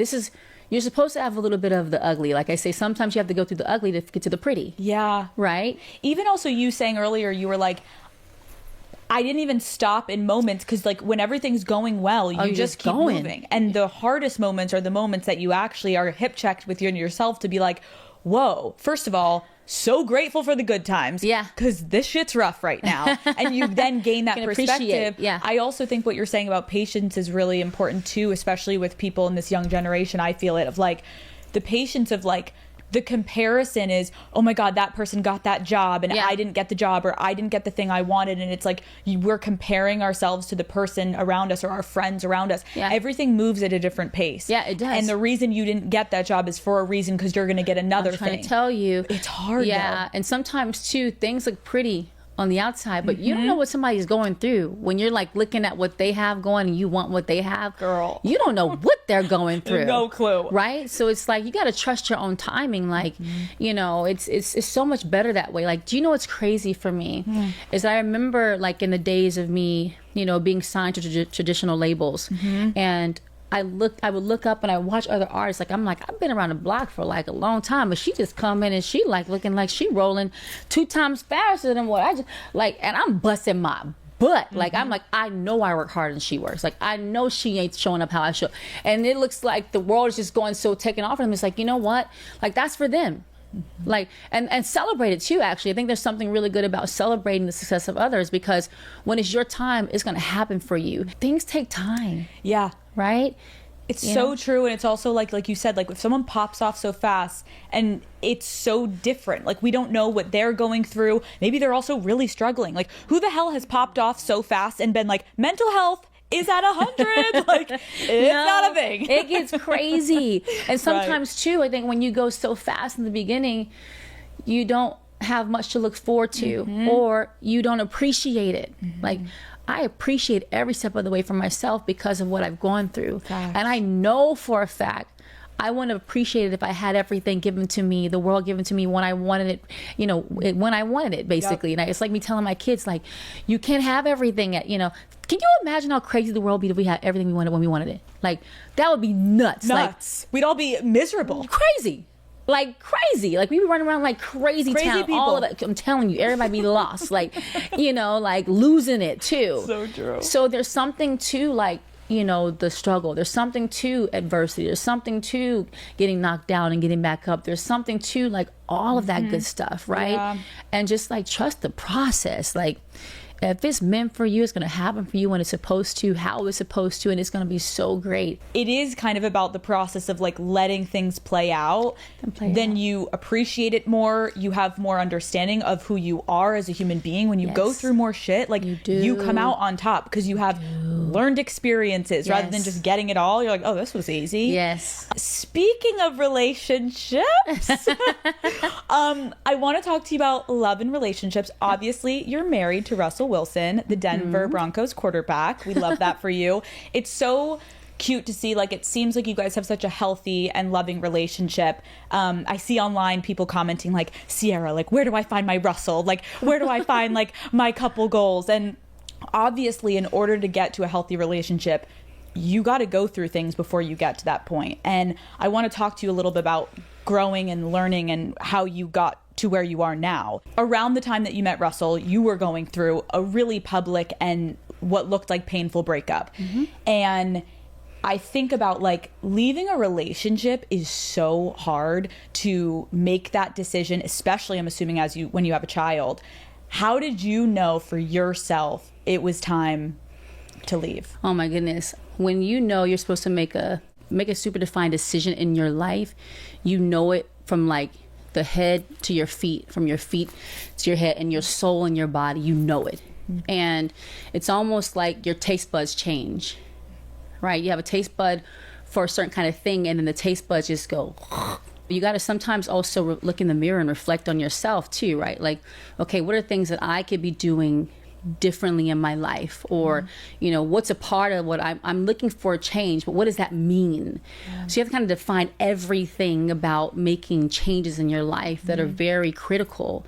And you know, I've talked about before, obviously when you have a child, it's very important to me. Like, now it's no time to play around. Like, the whole like experimentation kind of phase is out the door. It's like, I am now responsible for another life. right? So what am I doing? Like, how am I thinking that through? So, and then when you tired, you tired. And so we get tired, and we don't want to be tired all the time. Like, I'm like, I want joy. I want to make sure my cup is full. Like, how am I living my life? Like I always say, don't let nobody waste your time. Like, that's one thing, like we talk about, like, life and the trajectory of life and what, it's like, I don't care if it's relationship or friendship, business, whatever it is, like, don't let it waste your time. It's just not worth it. Yeah. Right. So, yeah, I mean, those are things that come to my mind, how I process when I'm making there's a pivotal moment in my life and in any aspect of my life. When you hear people talk about it, it does seem like, oh, that's so simple. But when you're in it, it is like, it's really hard to collect yourself when you're trying to leave something and you're like, you're so used to something. Yeah. Even if it's toxic. Like, I have women write into me, Sierra, that are like, the fear of being alone sometimes is worse than the fear of staying in something toxic. Yeah. And I wonder, like, what advice you have, because it's like, the thing is that what you do learn is toxicity it can kill you. Like, toxicity, putting toxic things into your body is not good. It's not. Like, so I think it's like, we have to be real with ourselves, right? It's like, what do you want out of life for yourself? You have to be a little selfish in your thought process, and whatever's around you needs to align with that, right? Like, that's important. Like, but that whole, like, the toxic, like, is like, there's nothing fun about, being confused all the time, or someone taking you on, like, the ring around. Like, that's not fun. It's not fun. No. And I feel like, from my personal experience, like, I've been in some toxic relationships where it almost, you can normalize it. Like, when you're in it for long enough, and I like that you spoke about it, like, there is a moment, and I pray for a lot of women listening, like, you catch that moment before it gets really detrimental to your own health. But like, there's that moment, but for a while you can, like, have full blinders on and just not see it because it becomes so normalized. I'm wondering, like, when you were younger, like, what is something that you now recognize is a red flag, but at the time you would either, like, ignore or maybe, like, turn away from? Well, yeah, it's like, how is a person talking to you? How do they treat others? How do they, you do ignore a lot of stuff, like, when you just want to see what you want to see. But again, when you start thinking holistically, it's like, no one's going to be perfect, but you do want the one that's perfect for you. Like, and how many boxes can they check off for you that fits, like, what your desire is? And it should be both ways, right? Me and Russ, we always talk about being equally yoked. Like, for us from day one, like, honestly, I think it was a, healthy place. And I thank God, because we always we kind of saw a lot of things the same way. So I think that's more than half the battle when you're kind of aligned. Yeah, it's definitely like how someone talks to you. What's their track record? Girl, what's the track record? And sometimes too, like, listen, you see things how you see them. Like, sometimes you do overlook things because of your perspective and again, it's like, you're trying to see things like the glass half full, like, you're trying to see it from a positive lens. But again, like, what's a person doing? I think more than anything, it's like, they can tell you everything. A person can be like, oh, I've changed and I'm doing da. And I've heard those stories before. Of course. I've heard that song before. But what are they doing? Right? And I think sometimes you tend to put the words before the actions. Right? You listen more versus, like, just watching, like, how are they showing up or not showing up? Like, and then sometimes you don't realize, like, they're telling you, it's like they're telling you the same thing in a different way. It's like, well, wait a minute. What you told me last time, you told me the same thing again, and you're doing the same thing again. Okay. So, like, what the fuck? You know what I'm saying? Like, yeah. And I love what you said about you and Russell. Is like, we're very similar in the way that we think and what we like and what we believe in. And, like, of course, everyone's different. But when you find yourself trying to make something work so hard, and you're the one that's constantly forgiving or coming back, full stop. Like, red flag. Red flag. Yeah, for sure. It's like, it takes two. Yeah. And, like, how are you showing up? Like, you ain't showing up. So I ain't showing up either. I'm actually going, I'm out. Like, yeah, I ain't showing up and I'm cool. Like, you ain't gonna exhaust me to the, because honestly, you can lose yourself in those moments. Like, and like I said, it's one of my greatest fears. And I've been there before. I'm looking at someone, I'm like, you ain't gonna waste my life. I'm sorry, like that's not an option. Like it's so scary though, right? It is scary. It is scary. But you know, you gotta like put your foot down for what you want and what you deserve. All the girlies are taking notes right now. They're like, fuck yes, Ciara. Yes. Like, yes. But don't be afraid. No, yeah, you're right. Don't be afraid of like the best part is leaving. The best part is getting out. The best part is finding yourself without that person. And obviously you now are in such a healthy relationship, it looks, and I'm so happy for you. Just like, even when you talk about him, I can just tell like, yeah, like you're happy. And so I also wonder, like, when you go into a healthy relationship, I think sometimes it's so annoying, but like sometimes we can't help but bring our baggage and our habits from our past relationships that we've had in our life. Like, was there anything that you had to unlearn essentially when you got into your relationship with Russell? Leave it at the door. Leave it at the door. That, I think that's so important for yourself and your own sanity, but it's also not fair to your partner to bring old baggage that is from the past, because then I think you don't give yourself an opportunity to fully be in that love and be engulfed in that love and to create something fresh for yourself. Before Russ came into my life, like I didn't think he was gonna come into my life that fast, to be honest with you. But before he came into my life, the place that I was at mentally when I decided, like, you know, I'm desiring something different, and I was clear on, like, I was very intentional in that phase of my life, and obviously having my baby in my life, my firstborn, you know, I took that moment for myself, because I think sometimes too, like if we go back to back, you know, in relationships, you also aren't having a chance to like make peace with yourself and to really like tap into you in a way that you maybe don't know you need to, but you need to sometimes pause, like take a break and just like love on yourself, reset, get clarity. You know, the past is the past. Where do you want to, and really truly look ahead, like, and be clear and intentional with that. So I think I will say the moment before Russ came into my life, I said I thought I was going to be single for like 4 years at least. I was like, I'm not doing this. No, I'm tired. Like, I'm tired. Like, I'm like, it's what's going on. And it's self-reflecting. It's everything going on, right? So I had like to go through that phase and that process and that journey, you know. And so in that moment when you're resetting, the things that are of the past they're starting to become of the past to you, right?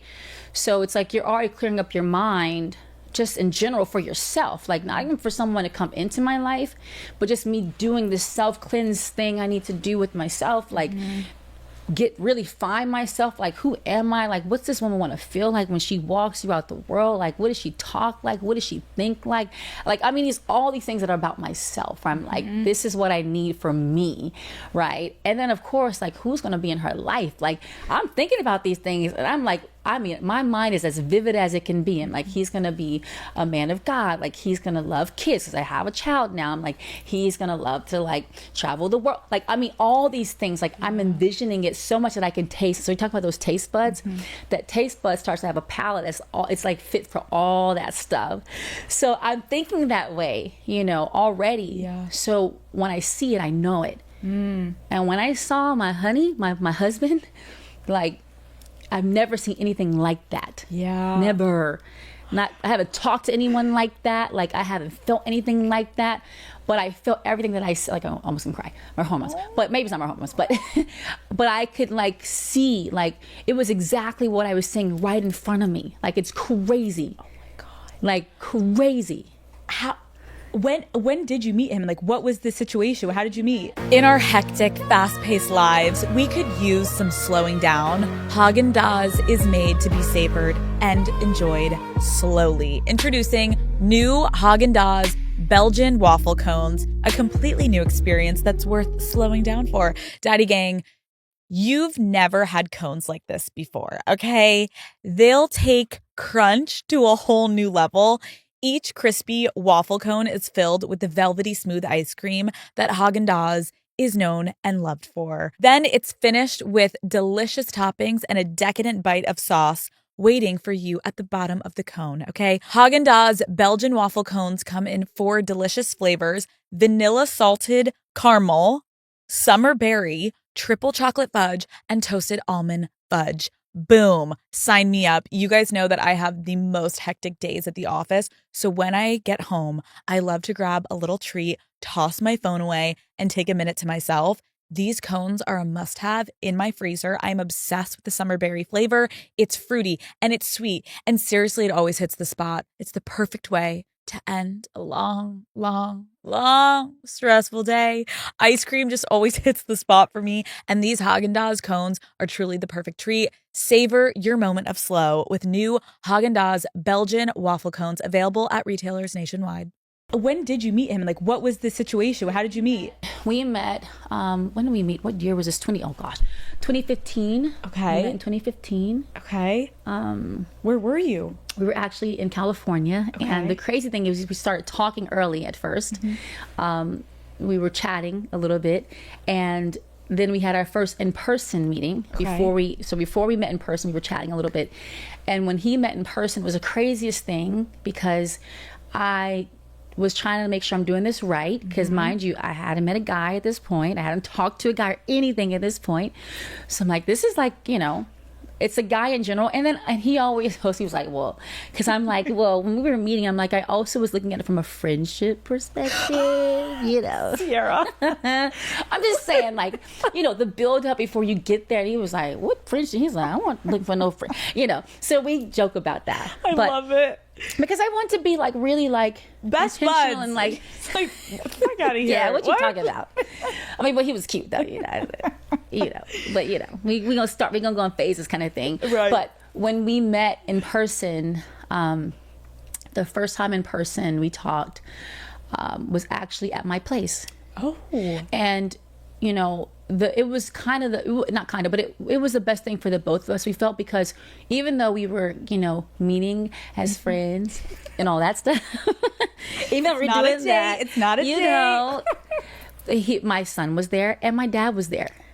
So see the friendship perspective. Oh yeah, you really were like, he's probably like, oh my God, I'm meeting the dad. And you're like, no, you're just a homie. No. We actually talked about it. And you know, what did he say to me? He was like, well, I'm gonna have to meet him anyways. Like, Wes was very like, I love it, confident. Like, very. So I'm like, you know, so we meet, and again, that's not like a traditional way. I'm not telling someone to do that. Yeah. But because it's he and I, you know, you're public figures in our world, unfortunately, oftentimes I think if you put the cart before the horse before you are officially together, the world puts this pressure on you, and it's just becomes something else that it kind of like gets in the way of what, you know, the true thing is that's there could be.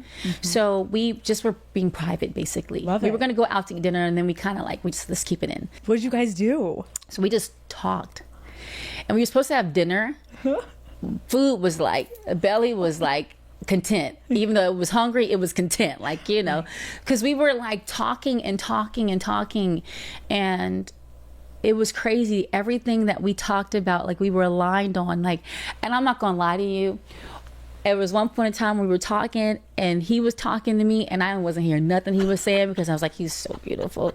Like, I'm looking at him, I'm like, he's like gorgeous. Like, because I didn't look him up. I didn't want to know anything about like him before we met. Right. So I'm just like, wow. Yeah, no, I was literally just sitting there, like, he's talking, I'm like, You're like, oh wait, but just friends, just friends. No, Shit. but the words are going like this, whew, over my head, and so yes, you know. He's like, do you agree? You're like, that part. What'd you say? Yeah, I love that for sure. I mean, I'm hearing what he's saying. I'm in the conversation, but I can't remember all that we were saying.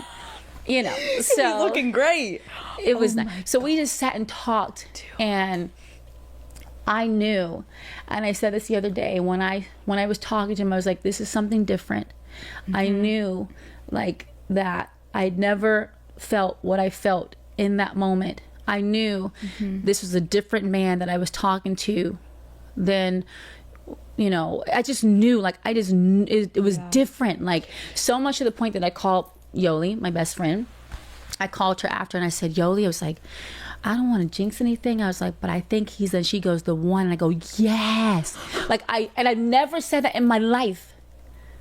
Never said that in my life. So It was meant to be. Without a doubt. But Without a doubt. What was it about him that really impressed you that day? It was, you know what, his conversation, how he talked about life. It's also a feeling too. You know, it's kind of hard to put in words, but I know what I'm talking to. Like I said, those taste buds are activated. Like I'm talking to like everything that I had on the palate was like it was stimulated. It was like clear. Like you know, and so I just knew, like, even how he talked to my dad, you know, and my son was like moving around, and at some point in time, like he's holding him. Like there was actually this funny thing that, y'all think we ever told about this, but where there's this chair that's like in my kitchen, and the chair is like about to fall over, and Future is literally, my son he's right there, and literally Russ like slides in the socks, catches the chair. It honestly, no, this may sound dramatic, but no lie, he slides over, catches the chair, and I'm like, okay. Okay, Superman, we got a Superman in the bed. I was like, no, but you know, you were literally sitting there like, no, it was just everything. No, it was everything good. About everything. Like there wasn't one thing that wasn't something. Like, do you know what I mean? Like, I know what you're saying too, and I think it's important because obviously, like you said, which I love that you're explaining, after a breakup of what you know you don't want anymore, and you have that moment within yourself, you quickly align of like, whoa, I got to get my shit together. Like, I didn't like how I felt. I didn't like this, or I liked this, and I want to bring this into my next relationship, whatever it is. But then when you meet that person, especially when you've had maybe not like the healthiest of relationships before, it's a feeling of like, you still have those like giddy butterflies, like we said, like you're drooling in the corner, but it's you, there's a sense of like calmness. And I remember I felt it with my fiance, because it was like, it keeps me on my toes, and it's so exciting, but it's like safe and calm, and I'm not insecure, and I'm not like, there's still that feeling of like, oh, you want to impress them and have fun, but it's a different level of connection where you feel like you've known them for a long time. You know what I mean? It is like there's something there that you're like, whoa, like your souls almost, this is like corny, but like it's like almost like you knew you were supposed to meet. No, 100%. Right? No. 100%, like, because that's what, and also too, like, and I think I've said this, but just in case, it's like literally the conversation we're having is so aligned, like you're going back and forth, and you're going like, yes, like everything you're saying is like a fiery kind of feeling to it, because you're like almost talking to yourself a little bit, right? But there's something you made me think about. Hold on, wait, let me see. Oh, but the giddy thing, right? What's so amazing, and I feel so blessed, because now we are in year 7 of marriage, 8 years of being together. 4 baby on our way. Love it. No, is that I still get the giddy feeling. I think it's so important. We always talk about that, right? Is that you still want to, like Russ always says, you know, I believe his dad would say to him, like, you got to always compete. Or it's kind of one of his things that he came up with, but you got to always compete. So it is that thing where it's like, even though you do build a comfort over time, you still want to, like, you know, you still want to make sure you keep it like cute, you want to keep it sexy, you want to keep it spicy, you want to keep it fun. Like we do date nights every Friday, because in football that's the off day, so we do date nights every Friday, and we stay committed to that, and we like it's something I look forward to, and the fires, they burn, like, you know, and you still feel like dating all over. The other night we played Uno at dinner, and I was like, and I said, babe, can we take the Uno cards? And he was like, yeah, we take, you know, and he played Uno, but it's the little things, right? Like, and I was like, I had so much, I literally told him the next morning, I'm like, I had so much fun, like, that's so good. So I think it's like, you know, it's all that, you know, it's like, you know, do you have someone in your life that's also down to try new things with you? Like, do they accept you at your lowest of your low points, right? Like, every day is not perfect. Like, I've had moments where I look up, you know, and I'm going through a challenging time, and he's the only person I can look to in that moment. And he always has the right words to say. Like, you know, all those things are important too. Like, how does a person speak to you when you're at your low, right? In your relationship, because that's key. Like, it's really you too. Like, so true. When it's all said and done, like, it's you too, and you have your kids, of course, too. But like, it's the two of you. Even hearing you too, like when he came over, it wasn't just you. Like, you had a son, like you have a son. You're like, you're bringing someone into your life that now is not just going to be a relationship with yourself. You need to also have a relationship with my son. Like, how did he take on being a stepfather? Oh, he jumped right in. changing the diapers right away, no hesitation. He's an amazing father. Like, watching him with all of our kids is like, it is one of the sweetest things. It's one of the sexiest things, to be honest with you. I'm just saying, ladies, when the man jumps in and changes the diapers and he be pulling up to the teacher parent conferences and he be, it's like, ooh.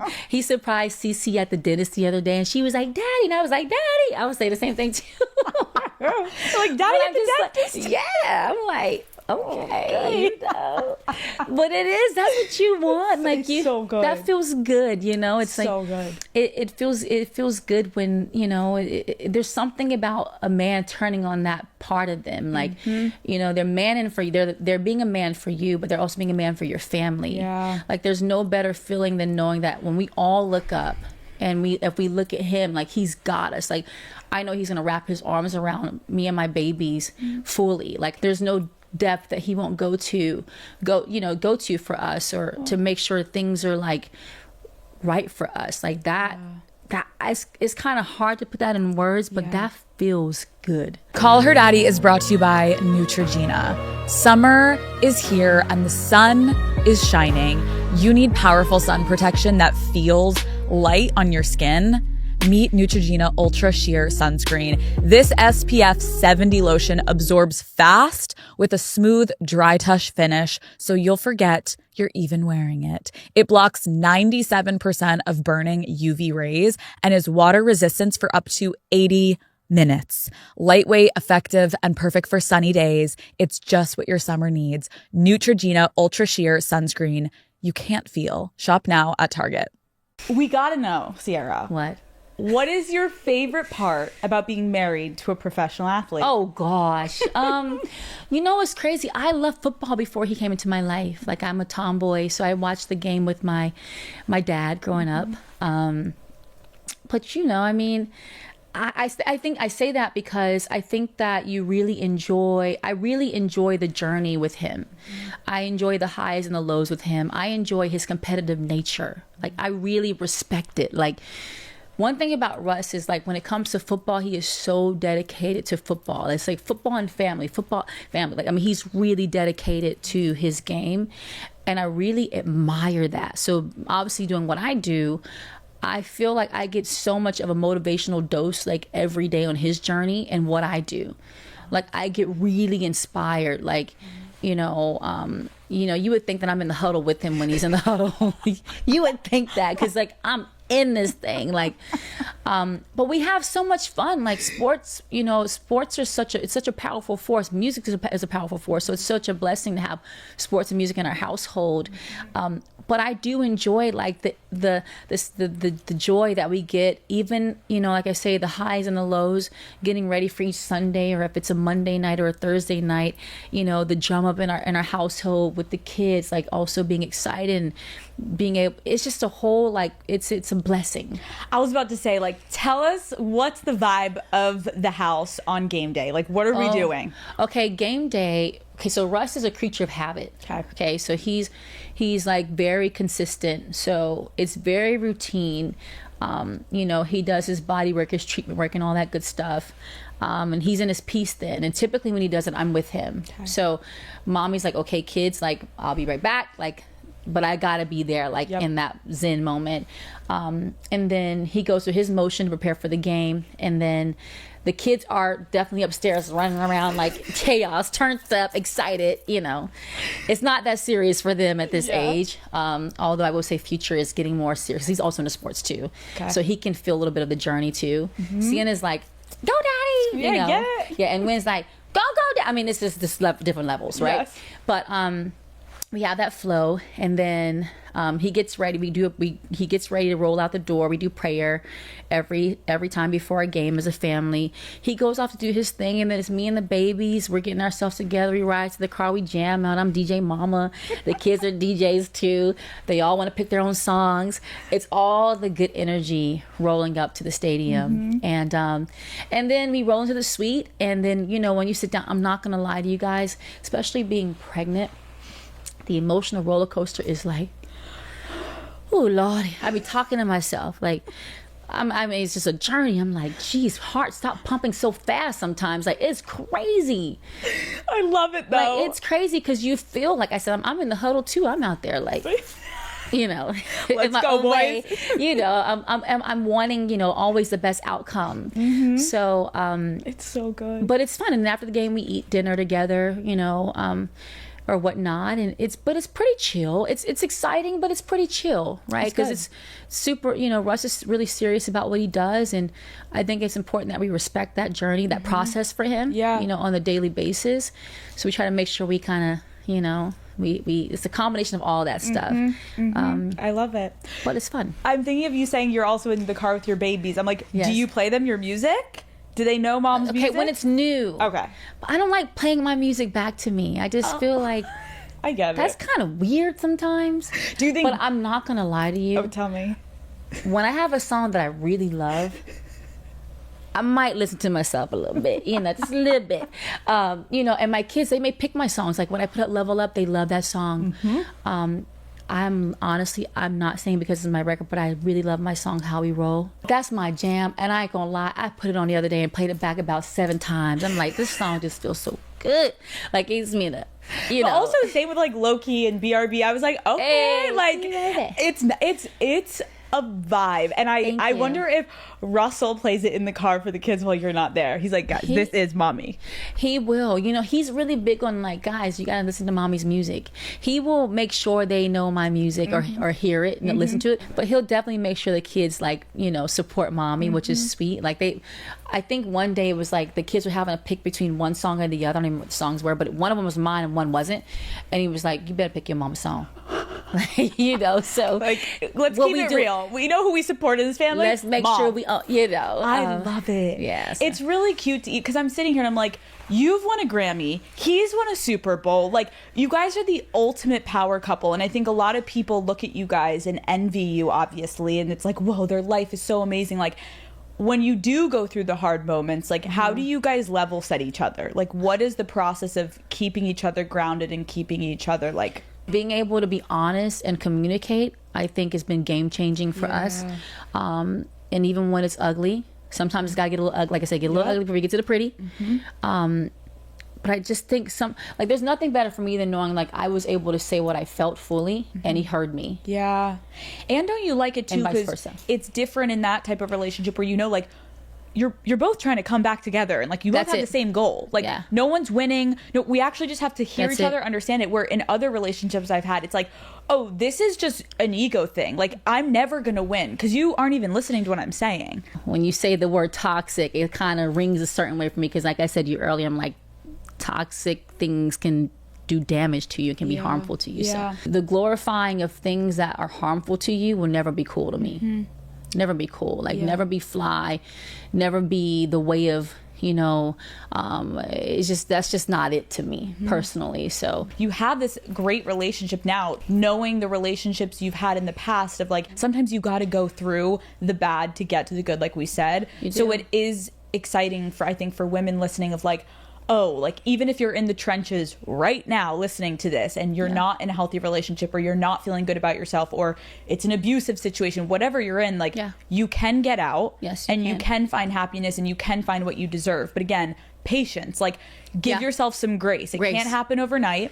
100%. But it is nice to hear from you of like, it can happen. It can Here you are. happen, baby. Let's talk about your music though, because like I said, we were all jamming to it in the office today. We were just like laughing. We were blasting it. We're like, how creepy if she like rolls up and we're just like screaming your music. But now I'm like, I think you would have liked it. It would have been kind of fun. I might jump in and dance with you. Hey. Your EP, CC, I need to understand. Yeah. Who is CC? Who is Sierra? Talk to me Okay. about the two. So Cece and Sierra are connected. It's not an alter ego. Okay. But there is an energy that comes out when you say Cece. Like I turn my lip up a little bit. She get a little stank with it.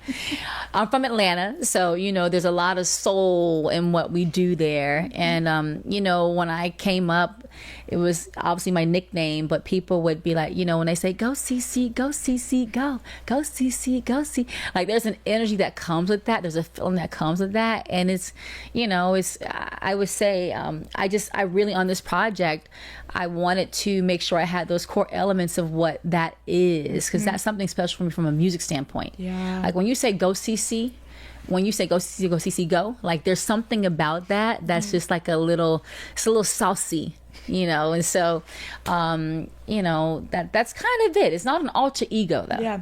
It's just like a little bit more of like a little more vibe. sass. Yeah, like a little sassy vibe. She got a little more sass to her. Sierra, you know, if you talk to me and I'm in my like Sierra mode, and it depends on the situation, I try to like, you know, like Michelle said, when they go low, you go high. Yep. You know, that kind of thing. Cece might snap back a little bit. She might bite back a little bit. Just a little bit. I love it. I love it. A little more, you know. What do you want people to like feel when they're listening to this music? Like, is there a specific place you envision people listening to it? What's the vibe? I feel like this music on this project is kind of like that perfect house party energy, where you can like kick back if you want to. It's feel good. It's a sexy record, but it's also if you want to like chill back, people, if you want to roll up on the skates, or roll up literally if you want to, you know, put toast up to it if you want to. My song Two in Love, it's a slower record. That's a moment where I'm trying to remember, it's like one night Russ and I like had a little bit of a disagreement. And I'm like, gosh, like the truth is I'm just too in love, you know. When I was listening to it, I was like, oh my gosh, like this is like really like all about how in love you are. And I love it. It's so sweet. It's so sweet. Well, you know, it's that feeling on that record where it's like you're upset. Like, you know, I watched this TikTok or something someone was doing, and they were like mad at each other. It's like, this is how couples do when you're mad, like, but you still love each other. And like you slam the car, you let them in the car, but you slam the door hard. Yeah. Or you like got to get them food, but you open the fridge with attitude and you close the fridge with attitude, like that kind of energy. Yes. So like on Two in Love, I'm like, he always would put his arms around me a certain way. And like, if he doesn't do it, I'm like when we're sleeping, I'm like, I feel that. Like, but I mean, I want to be mad too, but I want you to put your arm on me. Like, you know, I'm like, it's like all those kind of feelings. So before I put this project out, it's exactly like what I wanted it to be. And there's no better feeling than that. Yeah. You now being able to do things on your own and figure out what you want to continue to sound like as your career continues to grow and expand. Yeah. It's just truly, it was such an honor sitting with you today, because like you are such an accomplished woman, and sitting with you and getting any of the wisdom we can get from you today, Sierra, I know I'm taking it in note. I'm like, everyone's writing notes. Like, you're just such an inspiration, and it's really surreal for me to sit down with you today because I'm such a fan. And thank you. And congrats on your baby. Thank you. So happy you're expanding the family. Maybe we'll see a number 5 at one point. Woo! You sound like Russ. Look, don't get crazy now, okay? Let's just go one baby at a time. Thank you, Sierra. I had so much fun, and congratulations to you. You were like killing it. Like, I think there was this new article about you in Forbes, and you know, I mean, keep on doing what you're doing. You're obviously giving a platform for women. You've created a platform for women that is very important and critical, and your personality is incredible. So keep on shining your light. Thank you. Yeah. Thank you. Cheers. Woo! Woohoo! We did it. Call her daddy. Woo!